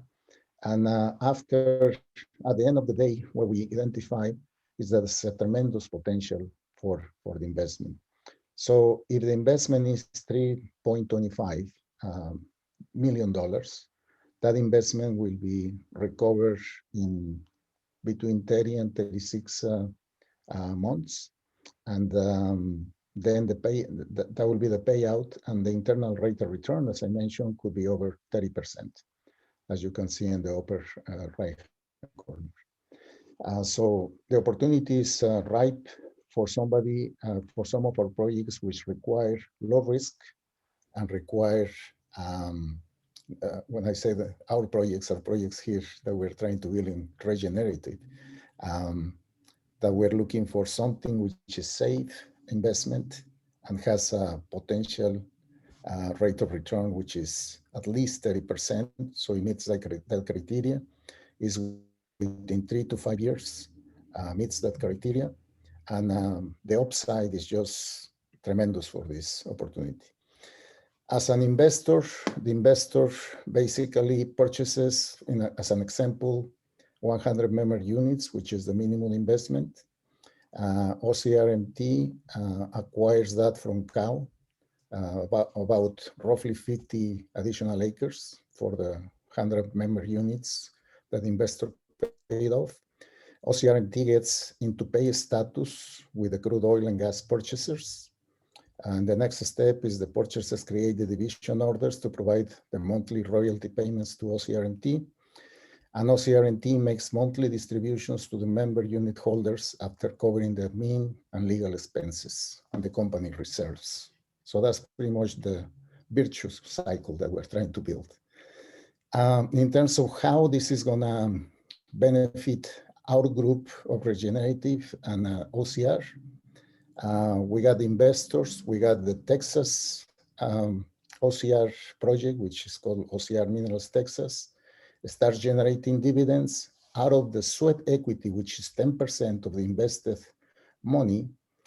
Half of it goes to Regener8tive Foundation, and half of it goes to TMT Foundation, which is a foundation focusing on helping young mothers and young couples to raise a better version of human beings in the future. And of course, we know what Regener8tive is. And the dividends that go back to the investors, the investors can also come and start playing in some of the other OCR projects. Like we have an opportunity to, or a new discovery actually, with OCR exploration in California. And in Nevada, we got another project with a partner, local partner in Nevada, which is Western Oil and Western Gold for extraction of one of the largest reserves in the country of both oil and platinum group metals and rare earths. So that's pretty much the presentation. I hope I made it clear for everybody. And this is an aerial view of the total property. You can see the 23,000, 24,000 acres in there. The green dots represent existing wells already in the property, but look at all the area which doesn't have any dot in it. This is taken directly from the Railroad Commission of Texas. So it's completely established, it's all cleared up, all the legal work has been done, and we are ready to move forward and start acquiring more acres and put those to work and benefit for our greater causes. Does anybody have any questions for Alberto? I do. What's the average cost of sinking a well then on a property that you purchased? For sinking the well, meaning sinking the well, deepening it more, or what do you mean? He probably means sinking? drilling. He means drilling. If I purchase one of these plots for $1,000, yes, what do I expect to pay in order to make a producing well like the green dot? That's the beauty. You don't have to pay anything additional, because what we do is we lease that to the operators, new operators, and there are three ways of making money when you are the owner of the royalties. Number one is the monthly royalties that you're receiving on existing wells, which are all these green dots. Number two will be new leases that you establish with new operators in all the white space where you don't have any dots. Then you can create a contract which probably will allow you to recover the money. Like for instance, in here, you can see this is a new lease. This column, the third column, is a new lease. So if you only lease half of what you purchase, you are pretty much going to recover and make money on that. So that's one of the premises. So all the risk is on the side of the operator and is not on the side of the investor in mineral rights. Okay. You used the word probably in the third way of creating revenue. The third way is that with all the consolidation which is happening in the industry, in the oil and gas industry, under the new administration, you have probably read that Concho was purchased by ConocoPhillips, that Parsley Energy by Pioneer, that Chevron bought Noble Energy. And there's some rumor in the market right now that the two largest oil and gas producers, which are Exxon and Chevron, are going to merge. So there's going to be a lot of consolidation. The third way of making money is developing this and selling it, or merging with one of the bigger boys. Okay. So Question. an investment, yeah, an investment in purchasing a acre and developing it over time could be that you would probably be able to be acquired by a larger entity, returning your value to you for your original investment plus the true market value of what it would be at time of acquisition. Yes, right now the acquisition is roughly at between $1,800 and $2,000 an acre. That's the basis. But the transactions that I described earlier, they are paying a range between $5,000 an acre to $40,000 an acre. Yeah, and that's thank you. So the return could be tremendous in this case. Okay. So this is a very conservative estimate of the return, and it's giving if I were to look at these plans, which are confidential, would I be required to sign a non-disclosure in order to vet them or actually go through the due diligence before I make an investment? Correct. Yes. Thank you. And so yes, can I ask, just to clarify, you're talking about individuals investing in drilling and partnering with these gas giants? The ones that are going to be during the drilling are the leasehold side. So we'll create a lease with them, with the new ones, with available acreage, which is empty space right now, for them to develop the land. So they're going to take their money and put it in there. And the way it works in the industry, you can think of a barrel of oil. Let's say this is the barrel of oil. The royalty is what comes off the top. And then the working interest is what comes out to the producer. So the mineral right owner is the first one that has the right to take off the top, of the gross, the percentage. So the average percentage in here for this land is about 18%, 17 to 18% is the average across all the leases that exist currently. What we're thinking of is increasing that to 25%, which is a more standard way of doing it in the industry. So we'll be taking off from the cream of the crop, and they're going to be taking the risk and taking a bigger chunk of the barrel of oil, but a bigger risk in it. And then the net is the last part. So there's three components to each barrel of oil. So Lauren, I think what you might clarify, the reason why I was excited to talk to Alberto is that he's rehabbing the wells that are already existing there. They're refurbing them, and so they're already in action. They're just not efficient. So I am very interested in the rehabbing. You know, I'm in the oil and gas industry as well, so that's why I understand this. And I know that you're probably going, oh my gosh, this is good. We're going to increase more oil and gas drilling. She's got smoke coming out of her ears, right, Lauren? I'm not sure. I used to work in Houston on the opposite side of the spectrum. Yeah. So she's like, what are you doing? So I wanted her to understand that the industry so we're basically becoming more efficient with what we're planning to do, and that the main reason I'm involved is because we're refurbing wells that are not good to have just sitting there being toxic. And so let's get them refurbed and get them producing. And at the same time, if there's additional wells in that area that another investor or other people want to take the risk in doing, that's great. But my money is going towards the refurbing of those wells and acquiring the leases on that. or the mineral rights on that. So was that clear? Does that make you feel, actually not feel, but do you understand a little more that it's not about the money again, it's about refurbing a broken problem, a broken system. Exactly. And one of the things that I didn't mention, but thank you for pointing that out, is that we have developed technologies which are state of the art with some of our partners, and those are the ones we're planning to apply in here. For instance, you saw that some of the formations are shells, and the biggest dilemma in society today is for the shell, you need to do fracking. Can you say that again? You froze. Instead of using brute force. It's important we hear that again. Yeah, say it again. Yeah.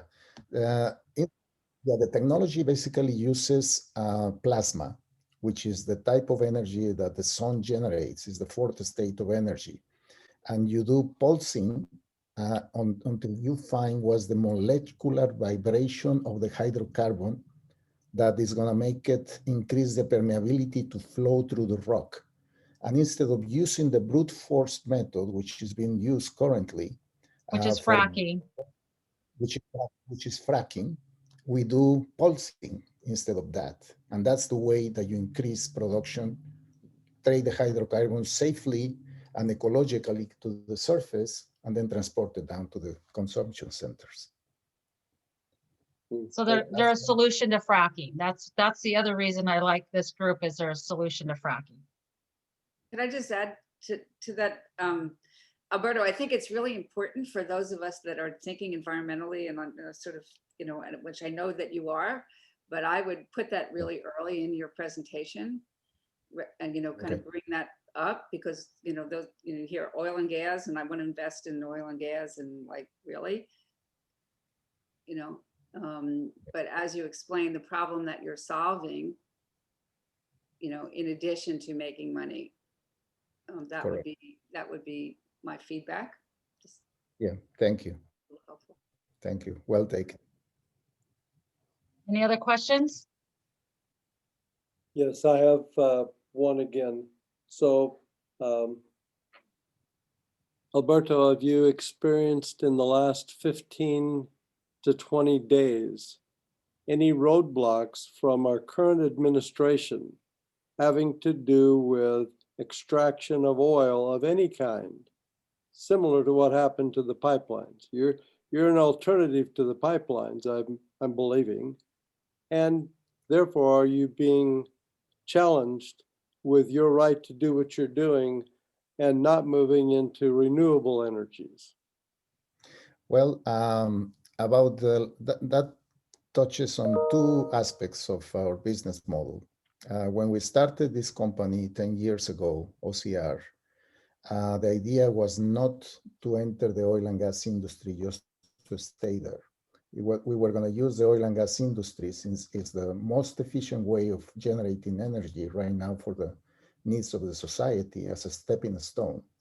So our next step will be to move to alternative energies in order to get to hydrogen extraction, which is the ultimate way of generating energy. Yes. But right now, in order to take it out from the hydrogen, it's much more expensive. You need to put a much larger amount of energy to be able to extract the benefit out of that. So looking at plasma solutions, that's the way we generated an alternative solution for extracting the oil right now without doing fracking. The only challenge that we're facing right now is in the lands owned by the BLM.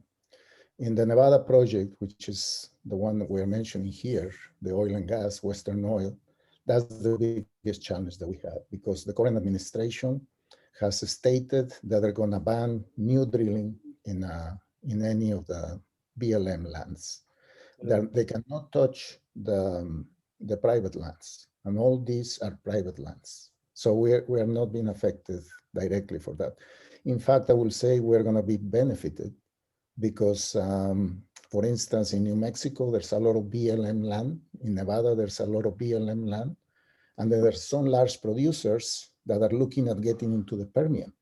So we are in the best spot for, number one, receiving qualified applications from operators that are going to be developing.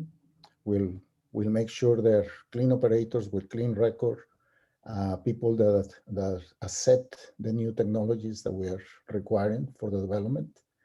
And on the other hand, the Permian is already saturated, and we are in the easternmost side of the Permian.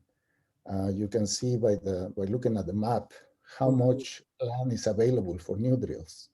So all that white space is just a right opportunity for these people to come and start generating the much needed energy when we wake up out of this pandemic. And also, the other thing I was excited about is the helium, the in the western on the. So there's helium, and that's something else that they can get economically and environmentally friendly. So and the helium is really needed for our batteries for the for data centers, and that's one of the things that's really lacking, and they're really inefficient right now because of that. So we need to make sure that if we're going to have data, which is what we're storing, is we're moving towards, so they'll move from doing what is the oil hydrocarbon from oil and gas into helium, which is a different solution that will make our cities smart and cleaner and everything else. So just make sure you always say that too, because again, a lot of people in the oil and gas, man, if you don't know about oil and gas and you're in the other industry, people are biting the inside of their cheek right now because they're not happy with that oil and gas, but they don't understand that you're doing something of value for the environment. It just doesn't come out very clearly at the beginning. And so anyway, any other questions? We need to move on to Rodney.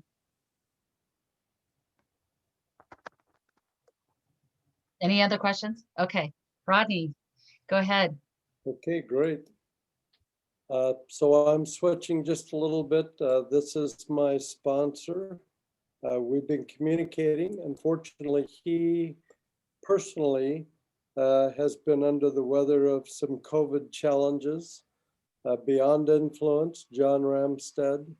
The reason I chose him as my sponsor is because he has a syndicated worldwide following an audience that fits both in the realm of his experience of government as well as private industry.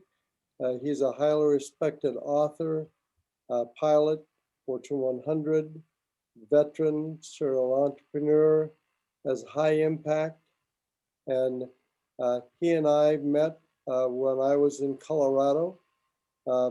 And so the connection has always been there. And he can help reach audiences and be an influencer, and has already, in putting things together for people to see what we do, why we do it, how we do it, when we're doing it, and where we want to do it. So that's my sponsor, John Ramstead. He would love to have been with us and to speak for himself. His organization and companies, Beyond Influence, has an academy that teaches people in leadership how to lead the way to the freedoms that we enjoy. And as a disabled veteran, as I am, we have a number of areas where we want to impact the world. The other place I want to take you is just right here. And so Rodrome Enterprises is the way that I have found lately to represent the ministries and businesses and corporations that we currently have. We have been in business since 2003, and our status is growth, merger, acquisition, or for sale. We're looking at the for sale aspect as to whether or not we want to remain as a 20% shareholder in any new organization that would acquire us. And we have a wide range of products and services that we've been delivering to business and government clients since 1999. Our operations and technology integration implementation is where we focus our expertise. It's about the operations after I'm set up, after I build what I'm going to build, after it's functional. How do we make sure it's efficient, operational, that it can become attainable, sustainable, and remainable. And so my goal is to pass an inheritance onto my children's children that is greater than the physical wealth that we may have acquired, but is about the art of being able to bring value to people around you, regardless where they are in their area of life. Young people have great ideas. They'll be the next leaders of our generations, and hopefully we'll be responsible leaders that are wisely taking our generations into the future that they're walking into day by day. It doesn't really matter how old they are, how young they are, given an opportunity to be a contributing value partner is what our purpose and our function is. So I'm showing you that. I had to simply evolve into the next layer because people would say, who are you, what do you do, and why do I care? Now, our project is to create turnkey systems that are mobile network operations centers so that we can develop communications. So I'm going to not show you what we have, I'm going to tell you what it does. One, it creates reoccurring revenues that are enterprises that will continue to fund the work long after we're here. But while we're here, we're going to lead and drive it. We are creating attainable, sustainable, and remainable communication infrastructures. So I want to talk about communications for a tiny bit. So communications are two-way communications. Communication only happens when one person speaks to another person by any means, and they both have the same understanding after the conversation. And then the conversation coming back is what you build on. So two-way communications and three-way communications. We've worked in the wireless industry for a long time. It has had the same advancements in worldwide ability, and this isn't part of the evidence of it today. You can be sitting anywhere in the world today. Hopefully you'll understand what we're presenting and why it's important. And so because we can use communications to present ideas, concepts, theories, beliefs, understandings, we now can work on a global basis. We have to have the communication systems. So our statement is simply this: communication, whether it be two people or whether it be 1 to 1 million or 1 million to 1, is an essential business. So two-way communications can extend all the way through three-way communications. Wireless spread spectrum technology has been used and proven for many, many years. It's Navy ship-to-shore communications. If you don't believe it's viable, then look at the extension cord that they had plugged into the spaceships and tell me how they communicated when we sent man into space. Well, now we can do the same things much easier today. Our project is to design, build, distribute, and deploy 50 of these communication systems called a Mobile Network Operations Center to each state across the United States in the next 180 days. That's the project. Why is it important? Because we use true wave technology to represent our freedoms to communicate and have our rights as citizens of the United States to have free speech, business development, and profitability for the betterment of our nation without somebody coming along and trying to interfere with our ability to communicate who we are, what we do, why we do it, and why it's important to every single person that we work with. We think of wireless communications in terms of from our finger. You can now put your finger today on your cell phone. You can now touch this, and you can touch literally anybody in the world. So as a chaplain, I want to touch other people's lives by going to heaven and coming back down and making that connection. So we say, what's our motto? It's this: touch somebody else that needs to be touched with the hand of God and help them live a better life. Help them attain the ability and the desire of their heart, so it's sustainable and remainable regardless who is using the systems. The first wireless network is when God reached down and touched the heart of man. It still exists today. It's not new. Why would we do it?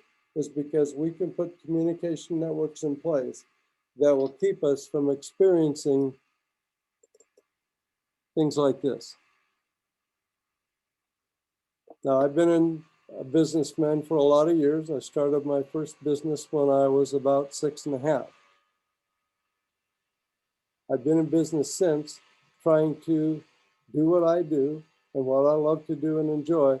But in the last 10 days, my identity has been stolen. So through Facebook and through Messenger, people are representing me to get people to join their scam.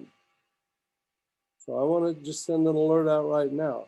If you get something from me and it doesn't look like this me talking, check out these links. I'm going to send this to everybody that I can send it to in the entire world. So my 10,000 plus contacts I know and I do business with, and I know to some extent need to know this, that this is possible. So why is this project important?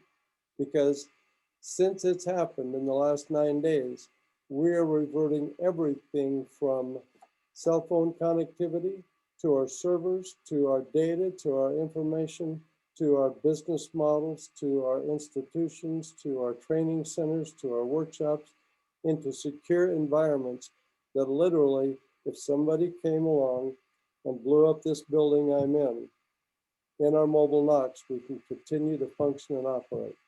So it's the first thing you want to show up on somebody's site to be able to do communications and have managed and controlled communications.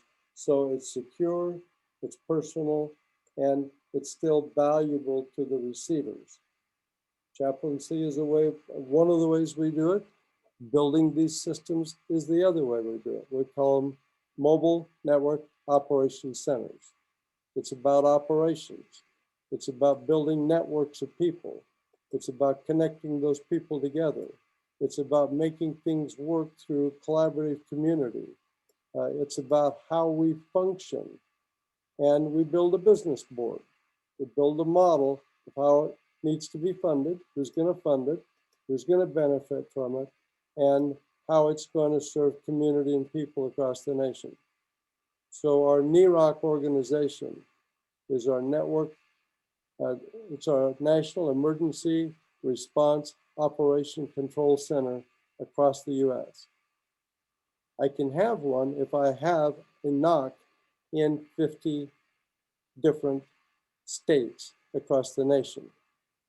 We can build one within 180 days if it is immediately funded. Okay, so now the offer is the last piece that I want to present to you today. And the offer is simply this. Because of this group, an organization that I highly believe in and I belong to, our contribution is all of the experience, energy, and effort that we have built to build secure, private networks. One in every state is doable. It's an attainable goal. So the first 50 units that we want to distribute will be distributed in phases. Phase one, seed money, is $250,000. I can put a fully operational, trained, local NOC in every state that wants one. Phase two, is the seed money of $1 million per state to let the individual owners of these NOCs deploy them through an affiliate licensing model, much like a franchise. So the revenue stays locally and the contribution comes back. It's designed to build and generate revenue. It's designed to generate giving into causes that allow people to continue to protect their freedoms that they have. Phase 3 is a $10 million phase that will build manufacturing facilities in strategic parts of our country that then can distribute the delivered services and goods, independent of a single facility being the manufacturing facility. The way that we distribute them is through pre-authorized affiliate licensing partners. They pay a licensing fee to be authorized distributors of these systems that can be secure. It is a system that works today. It's a system that's been proven from cell phone to satellite to any type of device in the world, and it's secure and it's private and it can be protected. Therefore, if it's not the center of the hub of every community we begin to build, somebody will limit your ability to reach anybody that you want to with your message, and they'll force you to go into some other system that is giving them a false narrative of who you might be. So it's real. The time to do it is now. The time this day is to get it today. We call this the ALPS program, AALPS. That stands for Authorized Affiliate Licensing Partners. And we say climbing the Alps can be done one step at a time. Therefore, we can reach to the stars once we get on top of the mountain. Okay, so that's been 15 minutes. So we don't have any time for questions and answers, but because we're gonna have to go over it, but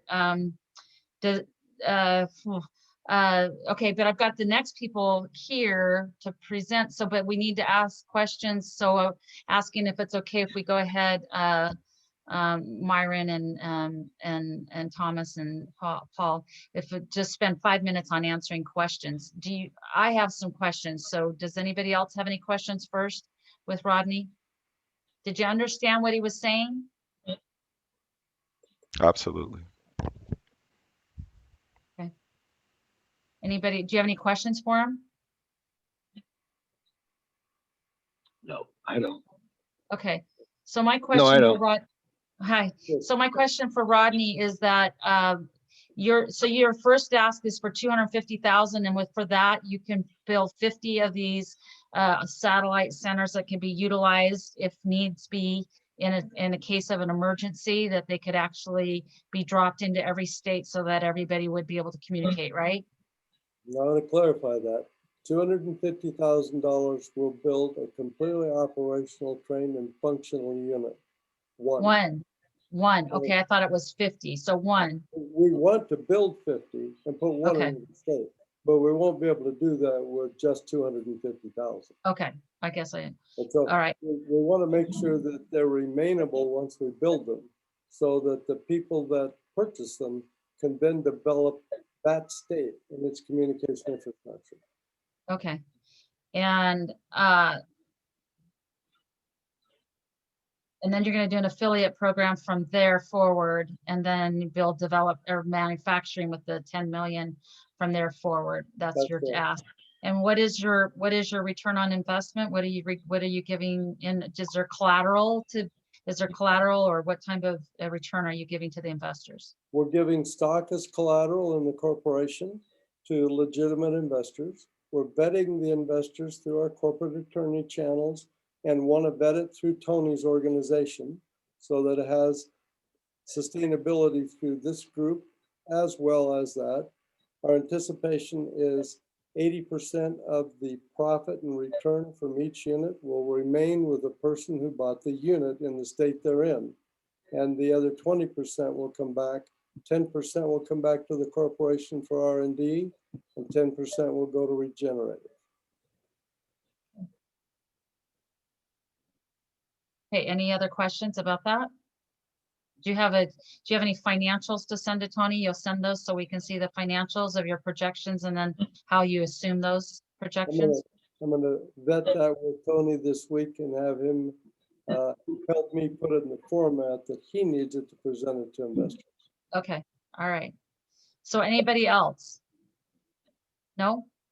Okay.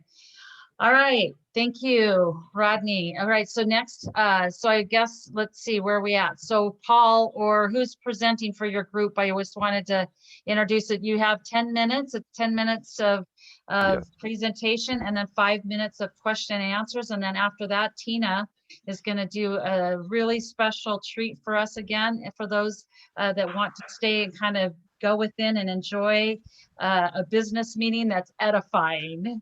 Yay! So go ahead. I'll We be have? I'll be presenting Okay. if I can share my screen with you. Yeah, you can share. I've got multiple.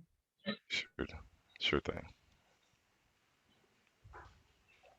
Just so you all have some context here, Omega Paving was referred to U.S. Capital Global by one of our most prominent referral sources, a gentleman by the name of Bernard Moner.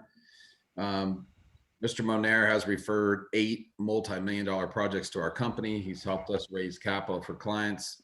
He referred this client to us about 3 or 4 weeks ago. I thought based upon their business model and what they're doing and the fact that the USDA has committed $8 million to the project and that it's a project that benefits communities in a big way, especially for those that are in underserved communities. I thought that it might be a great project that Rosalie and Regener8tive would be interested in. So this is a very unique project in that it wasn't sourced by a Regener8tive member. It was sourced by someone outside the network. But because I thought that it might be a project that the Regener8tive group would appreciate hearing, I suggested to Rosalie that that they may be a good candidate. So today they are presenting to you. They have not gone through the normal processes or protocols, but I thought it might be a great project. And Rosalie, you see, Rosalie, Emily's the closest person to me at the bank, and I'm now calling her instead of you. Anyway, the point is that because of first major event online, and we were looking for companies that could be qualified to present, we thought that Omega Paving should have this opportunity. While unique and different, we're rolling with it. So Rosalie, thanks so much for giving them the opportunity to present to the Regener8tive group, and I'll leave you all with that. Thank you, Tony. Fantastic. Are you ready for me to start, Rosalie? Yes, please. Yeah. And just like I said, try to be respectful of the time. Absolutely. So thank you. Absolutely. I'll do like my mom said and be brief, fast. I want to thank everybody for taking the time to listen in. And Rosalie, I want to thank you in particular, Tony as well. Omega Paving is a general contractor that had a unique path to reaching this point today. We initially started out in 1999 to try to create traditional road systems in rural communities because the founder, who's on the call, Thomas Settles, grew up in a community that didn't have paved roads. And that community, 45 years later, still pretty much looks the same. And what has happened, though, over the course of the last year in particular, is that this pandemic that has been ravaging the country has identified so many weaknesses in the lack of roads and now the lack of broadband. So, over the past few years, we have actually used a specialized system to install roads. It is a environmentally friendly enzyme that actually reduces the cost of road building by as much as 40% per linear mile. The typical traditional roads that you see, the asphalt and concrete with rebar, can oftentimes cost anywhere between 400,000 to 600,000 per linear mile when all the costs are taken into consideration. This system is substantially cheaper than that, and it actually can convert clay, regular dirt, and gravel into a structural road system that is as pound for pound as strong as a concrete system. So what I'm going to do right now, what you see in front of you is just a snapshot of everything that we pretty much do. It's a simple system. Um, it basically affects communities that have an average household range of around 5,000, with the low end being about 2,000 households and the high end about 7,000. These are municipalities, small cities, and counties that actually typically are our client base, and they're classified as underserved communities. In particular, the children have not been going to school, obviously, for the last year, excuse me. So, of course, you now have kids that are a year behind in systems that have already been deemed underfunded. So that creates a problem in the future because it points to people that typically would get more involved in crime. They would have medical issues because they don't have access to education. And we want to create a solution, as we call it, a roads to opportunity project, because when you can communicate, when you have infrastructure, when you can travel, you're able to take care of basic fundamental needs that many people take for granted. Like many of these communities, the businesses leave because they don't have access to road systems to be able to get to the Walmart. So Walmart is 20 miles away. That's like being in Japan for many of these communities. Um, as a company, we've been deemed by the USDA as a good partner. We've already put in a number of these roads in many different states, counties, and even in other countries. So we operated as an R&D um, company for years because the traditional road builders, when they saw what our systems could do, it created a real point of concern for them. But now that we've got so many economic problems here because we've got a lack of vision, not a lack of opportunity, it's time for us to have our coming out party. So we have a number of clients that have actually approached us. We have offer letters totaling 15 million currently. We're about to receive another letter, um, a letter of intent for another 10 million. And basically, we do just a few things. We design and install road systems in rural communities.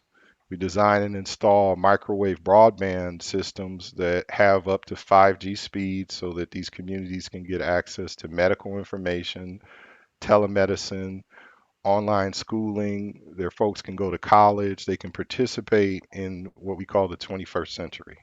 They can start businesses that are online and never have to leave their communities. And we also sell our enzyme to distribution authorized suppliers as well, and road contractors that we train ourselves, along with our project management activities. Now, this is just a simple picture. We structure public-private partnerships with these small communities for years. Because of the background that our management team has in economic development, we're able to talk to them not just about roads and broadband, but about sustainability, how to create jobs when these roads are actually put in, if they can actually cover the cost of a road. And then we construct the systems and the towers, and then we manage the projects and administrate the broadband services and support. We also do a profit share with those communities as additional revenue source so that they're actually benefiting and we're not just taking revenue. This is basically our target market. As I said, smaller communities with max populations of 30,000, our sweet spot being in that 2 to 7,000 household area. Our unique selling advantage, we create economic and sustainability analysis for them. We give them a financing model that has bond underwriting. We have a partnership with Zions Bank, a national USDA nonprofit funder that handles over 89 billion in funding. And Rosalie, just so you know, they actually came from their headquarters is in Utah, and they were initially owned by the Church of Latter-day Saints. I think they've sold most of their interests out now, but there's still a lot of the fundamental management philosophies that came from the church. We have subject matter experts in our project management group that specialize in training and installation of the road systems. And we have broadband design and installation experts that actually came from NASA. And the main thing is that we create jobs when we come into these areas. The project status, our projects are classified as pilot projects. That's why we classify them and do them in 50-mile and 25-mile road blocks.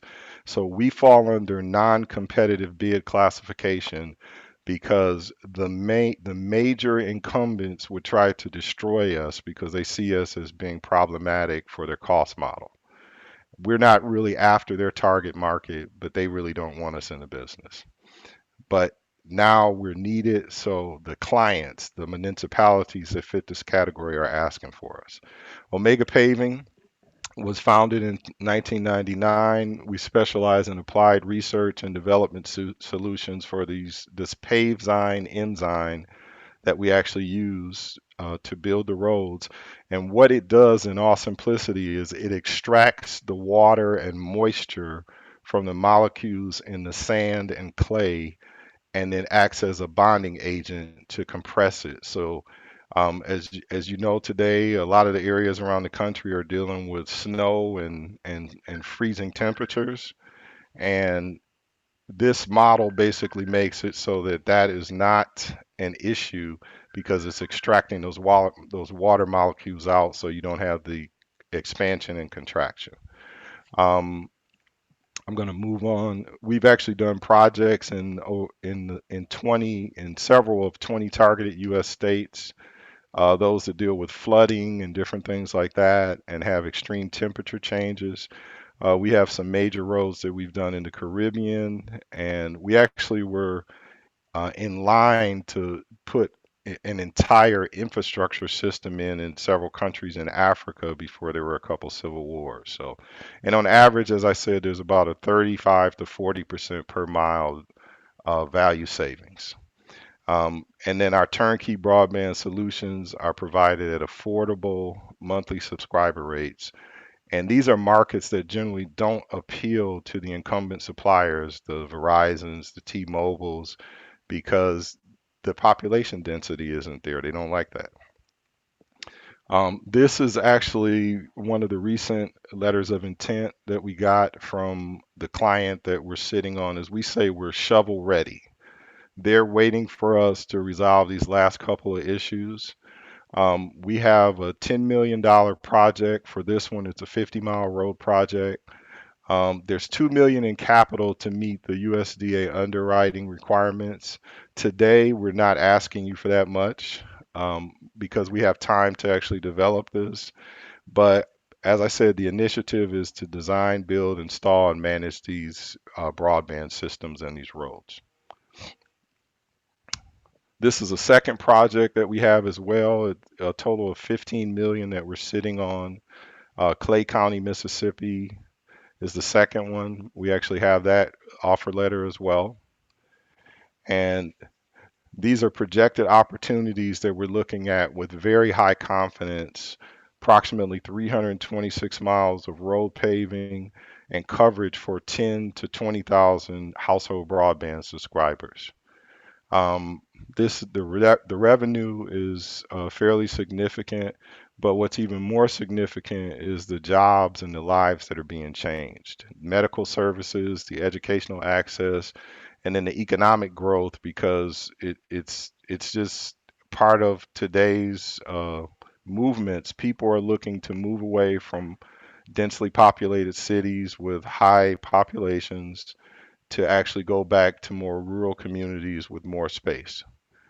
But you need technology to basically keep the same standard of living. As we say, we affect and benefit the way people live, work, learn, and play. This is Initially, and we were looking for a total of 2 million in equity for injection right now. Because of our MDOT certifications and our licensing, we don't have a lot of equity available, but we're able to accommodate that because there's a lot of profit in the project. So we can pay handsomely for the capital that we're actually requesting from our gap lenders as well. The USDA generally requires 20% in equity or liquidity in the company that's doing business to make sure that you can actually cover some of the needs for your pre-operating costs. And the monies that we're seeking actually go directly to covering some of the materials and some land that is required to actually set up and grow the job creation program. This is the immediate usage of the gap funds that we're looking at in our short term. $200,000 to secure an additional 59 acres of land in Edgefield County. We've already purchased 14 acres, so there's a total of 74 acres that are required. That land actually would be used for development of hydroponics, agroponics, some farming, and then also one of the facilities that actually will be an enzyme mixing and project management facility. We need to order 2,200 gallons of enzymes between February 15th and February 21st. This requires $350,000 and it needs to be ordered in advance because there's an 8-week backlog on it. So we need time to actually take the enzyme and prepare it for the first project after closing, which is scheduled for late April, early May. As soon as the ground starts to unfreeze, that's when we actually need to be moving. Hey, Paul, We have a Paul, just a reminder, you only get 10 minutes for your presentation. It's already been 10 minutes. Oh, So, I'm yeah. sorry. Okay. Well, I'm almost okay. Well, 2 minutes total, but if you don't give these folks time for Q&A, you missed out on some really Gotcha. intelligent, smart people that could be interacting with you for a few minutes. So my suggestion to you is I would just shut down your presentation right now. Okay. Go Well, into Q&A, brother, before it gets too. let's get it done then. Okay. Yeah. So All what are right. you ask? So your ask I'm is 2 million is what your ask is, and how are you planning to pay it back? And so what today we're asking for $650,000. We have time to develop over time the 2 million. We actually have it to the closing. And the security on that $650,000 would be a lien against 74 acres. It would be released at closing, and then a lien against the finished goods, the Pavezyme. And the Pavezyme is very valuable. It's an incredibly profitable um, system. We purchase it, the raw material at 350 per gallon, and it retails for 750 per gallon. So, just in what we've presented to you, the one project, it's close to $1 million in profit. Just even if we didn't actually do the installation, if we just sold the product to a contractor or to the county for them to do the installation themselves. and there's a market for that. Yeah, sure is a huge market for Okay, it. so you're asking for 650 Yes. now. If there is collateral, and how are you intending to pay that? I know you're intending Yeah. to pay that back, but you didn't get to that. So Yes. quickly. Yeah, quickly, we would actually do a note of assignment to our USDA bank the underwriter, Zions Bank, and they would actually pay out the monies that we borrowed at closing. Now, there's options for that as well. We can pay it out at closing with a 15% rate of return on the capital. That would be, as we said, 90 to 120 days. If we have the capital for 6 to 9 months, we would pay it out at 20%. And if we have the capital for 1 year, we would pay it out at 25%. Okay, and is there some, like we call it, pay it forward, pay it back? Do you have a mechanism in your business model that would bring revenue back to Regener8tive so that we could fund the next innovative solution? So besides Well, the investors, what's to help? what Well, as you know, we're new to Regenerative, so we would obviously want to be a member with the organization that helps seed us, so we could create some type of arrangement or agreement with Regenerative to actually handle that need and pay it forward And pay it back and and pay pay it it forward. back and pay it Pay it forward as forward well. and pay. Okay. Exactly. Thank you. Okay. And that's just part of our business model. We make sure that everybody has gotten perpetual stimulus funds for the next innovative technology so that we can help give hand up, right? Accountable hand ups. All right. Absolutely. Alberto, you've got a question. I know we're trying to get to the, got one more person. Tina, sorry for this, that jumped on that. So Alberto, go ahead, ask him a question. So just a very simple question regarding the roads. So you can actually fix a road, which is a rural road that has no bases, like the Exactly. ones in Nevada. Exactly. Exactly. We actually can go in and we actually grade the road. But after we grade the road, then we use a simple water truck that mixes that has the enzyme mixed in it, and then we spread the water truck, and the enzyme basically extracts the water and cures. Now, Thomas Settles, who was actually on here, he's the expert on the process, but he would give you a training on it. But since we only have a couple of minutes right Yeah, now, Alberto, you should talk to him about, he's going to be your yeah, next best friend out there on that, with that bug dust out on those out on those oil and gas roads to fix them and make absolutely. sure that that doesn't happen again, and that we are very, very environmentally friendly on this. So yeah. Okay, Okay. this is Thomas. So Alberto, we'll make our numbers available. I would love to talk to you about that. This would be extremely beneficial to what you're talking about doing. And we'll share the numbers, and we're available. If you need to ask us questions later today, we'll make those numbers available, and that you can call, and I would love to have a conversation with you about that. Okay, so anybody else, because we've gone over the 15 Yep. minutes, is there anything else that anyone else, quick question? I'm going to ask at the end of this next one. I want to just ask everyone on the call, give me just in one sentence, something you learned today. And I'll give you what I learned today is that 10 minutes when you're presenting goes really fast.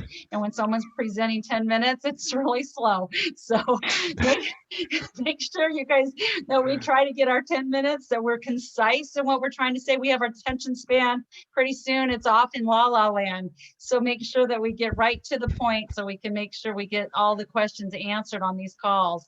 Anything else? No, Rosie, I gotta go, hon. I got. Okay, well, remember we had it scheduled till 12:30 and I just wanted them to end in a note, but I'll do something with that then. I'm sorry about that. Okay. I gotta eat lunch before my next thing. Okay, I thought we were doing, okay. I'm Thank sorry. you. Oh, it's okay. Okay. All right, yeah, it's a slow process, huh? All right.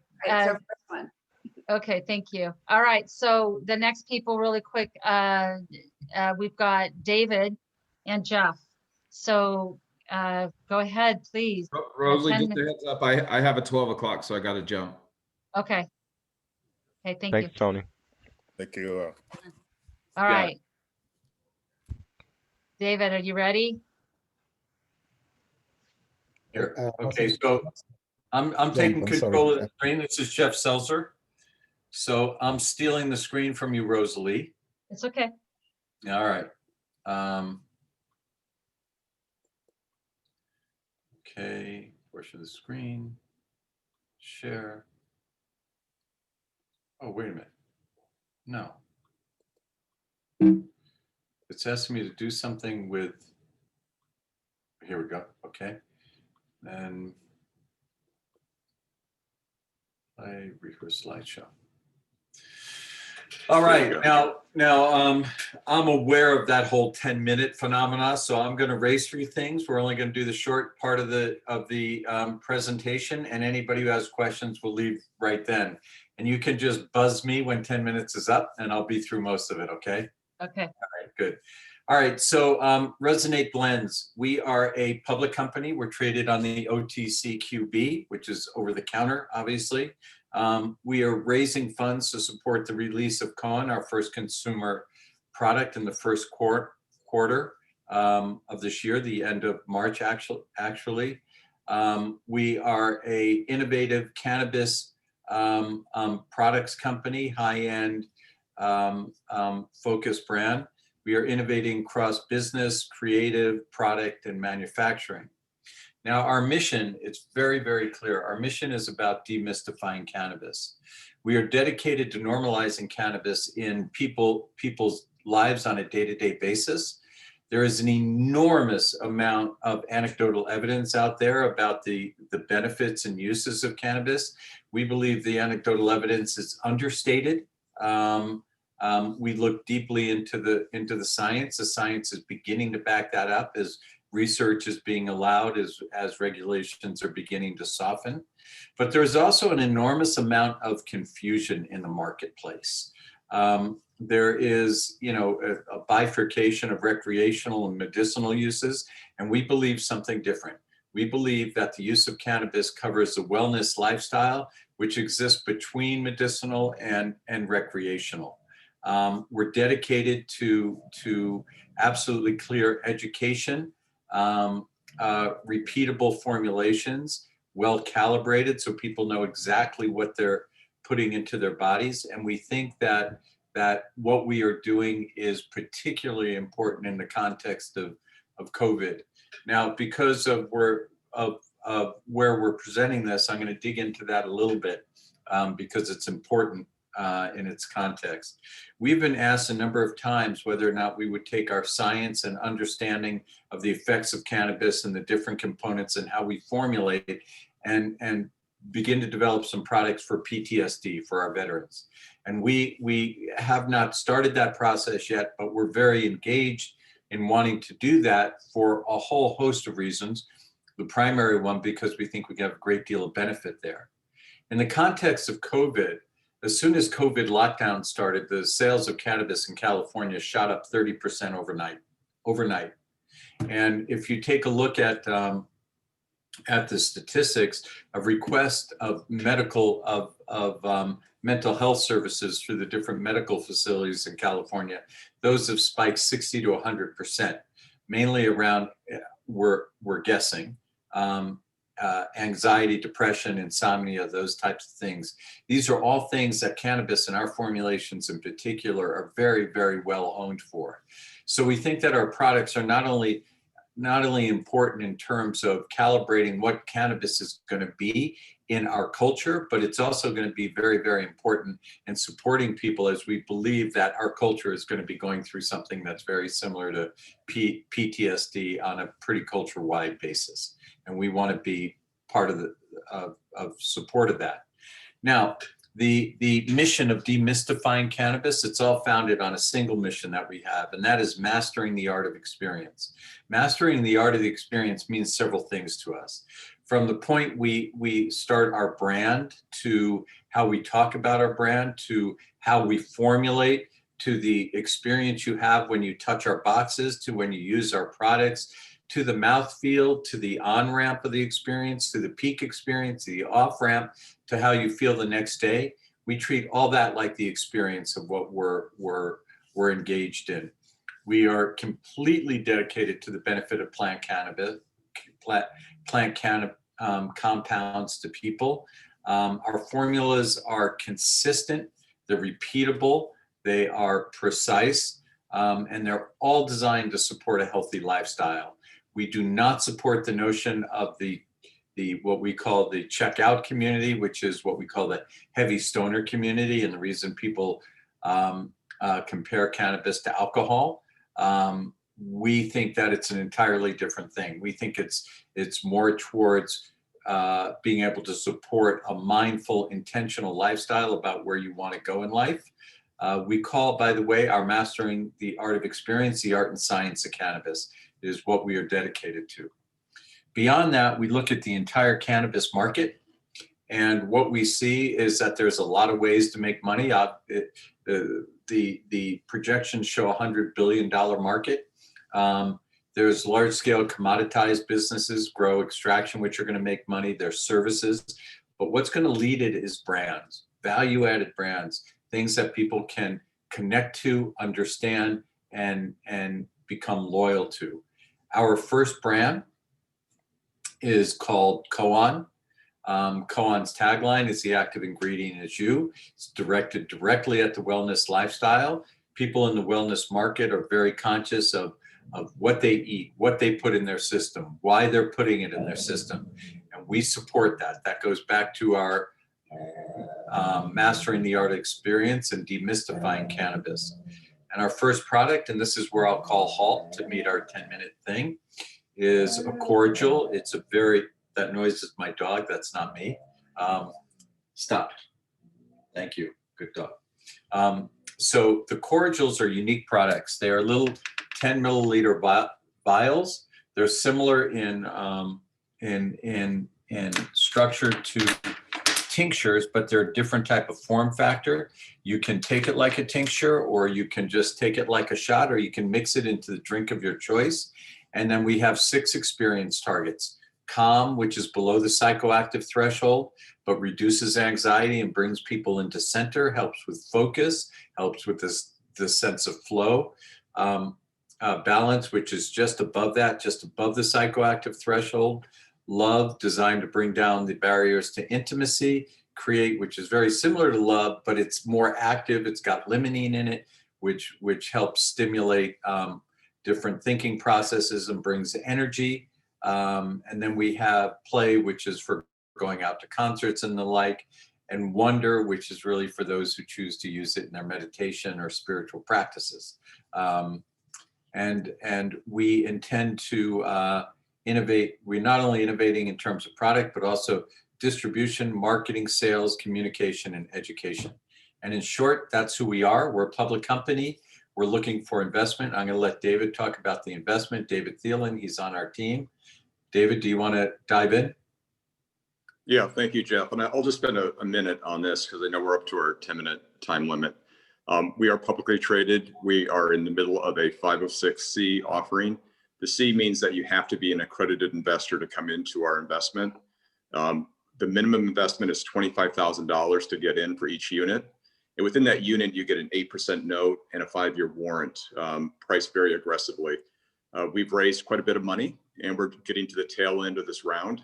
So any accredited investor on this call or through your network that's interested, feel free to reach out to us. We have the paperwork necessary to sign, but we're really excited about what we're doing. The round has gone very well.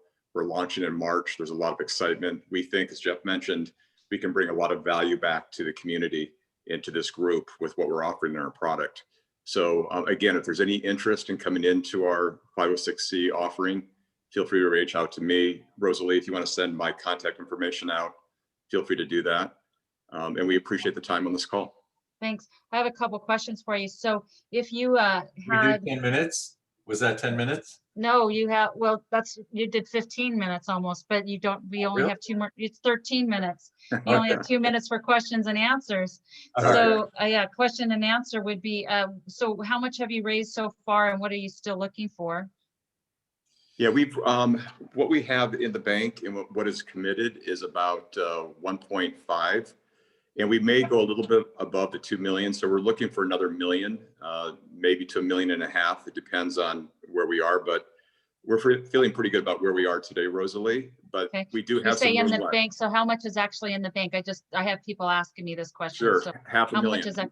Half a million. Okay. Million. And your raise is 3? The raise is 2, but we may go to 2.5 on this. Okay. Okay. Yeah, but what we have in the bank, and we just paid off a convertible note. We're about to pay off another convertible note. We're going into the launch as a note convertible debt in our books. And as I asked the other people is, so how are you paying it back? A, to the investors. So you're paying it probably obviously from your inventory or sales and marketing, sales, I'm sorry. And then how are you paying, how is Regener8tive, our network, we, like I said, pay it forward, pay it back. It's a perpetual stimulus fund. How are you going, so we can help the next people? How would that come back? Jeff, do you want to take that? Yeah, I'll take that. So there's a couple of ways, Rosalie, and we're happy to engage in all of these.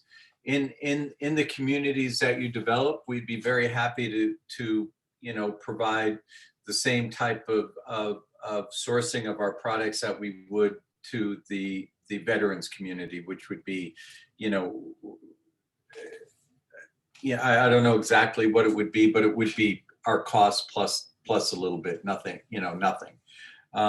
We think there's also some opportunity to create some social services in utilizing our product, something that's very near and dear to our heart, and supporting these people's movement towards wellness. Cannabis has been used to prevent different types of obviously depression, anxiety, that type of thing, but it also can be used to help people with addiction and that type of thing. So we think that there is a lot that could benefit your community in the context of how we use the product in the communities and how we communicate that and support that. In terms of manufacturing and developing, it would be contextual based on regulations, but we're open to looking at whatever seems to make sense in that context. All right, does anybody else have any other questions? Then when you said social services, you're not talking federal social services, right? Or can you, I thought we can't do anything with the federal because it's not right. Can you ask the question again? I'm sorry. You said that you help with social services, that this would be, we're not talking federally regulated social services. No, I'm not talking about federally regulated at all. No. It'll great to have people. Yeah, it'll be about 24 months before it starts open on a federal basis, is our opinion. Yeah. About 24 months from now. And then all sorts of things are going to open up. The real thing is that we have had people who have been heavy checkout users of cannabis, who've tried our cannabis and have tried our formulations and have said, one, they've never experienced anything like it. Ours are way more precise and way cleaner. And we've had people sort of migrate to this, which is a very different type of conscious state. Now that's subtle. It's hard to quantify, but it's a big difference in these people's lives. So I think even when you say subtle, it's just a very small hint of whatever it is that people need, but it's not something that makes them incapacitated. It doesn't incapacitate them. For example, like our Wonder product, which is the one, excuse me for being a little California woo-woo, but I go way up into the mountains and I'll take our formulations and I'll do a couple-hour meditation or something like that. It's my way of dealing with COVID and, you know, things of the like. And what I can say is I can move in and out of that state of meditation and be very present. I could be having not this conversation, but a very cogent, comfortable conversation in any environment. And I can go as deep as I can possibly go with the other side of cannabis that I have with any cannabis experience I've ever had. It's quite unique in its formulation. Okay. Anything else? No? Okay, so has anybody got it? Nobody else has any other questions for him? All right, well, Tina had to jump off. We were going to do a little bit of a nice little meditation.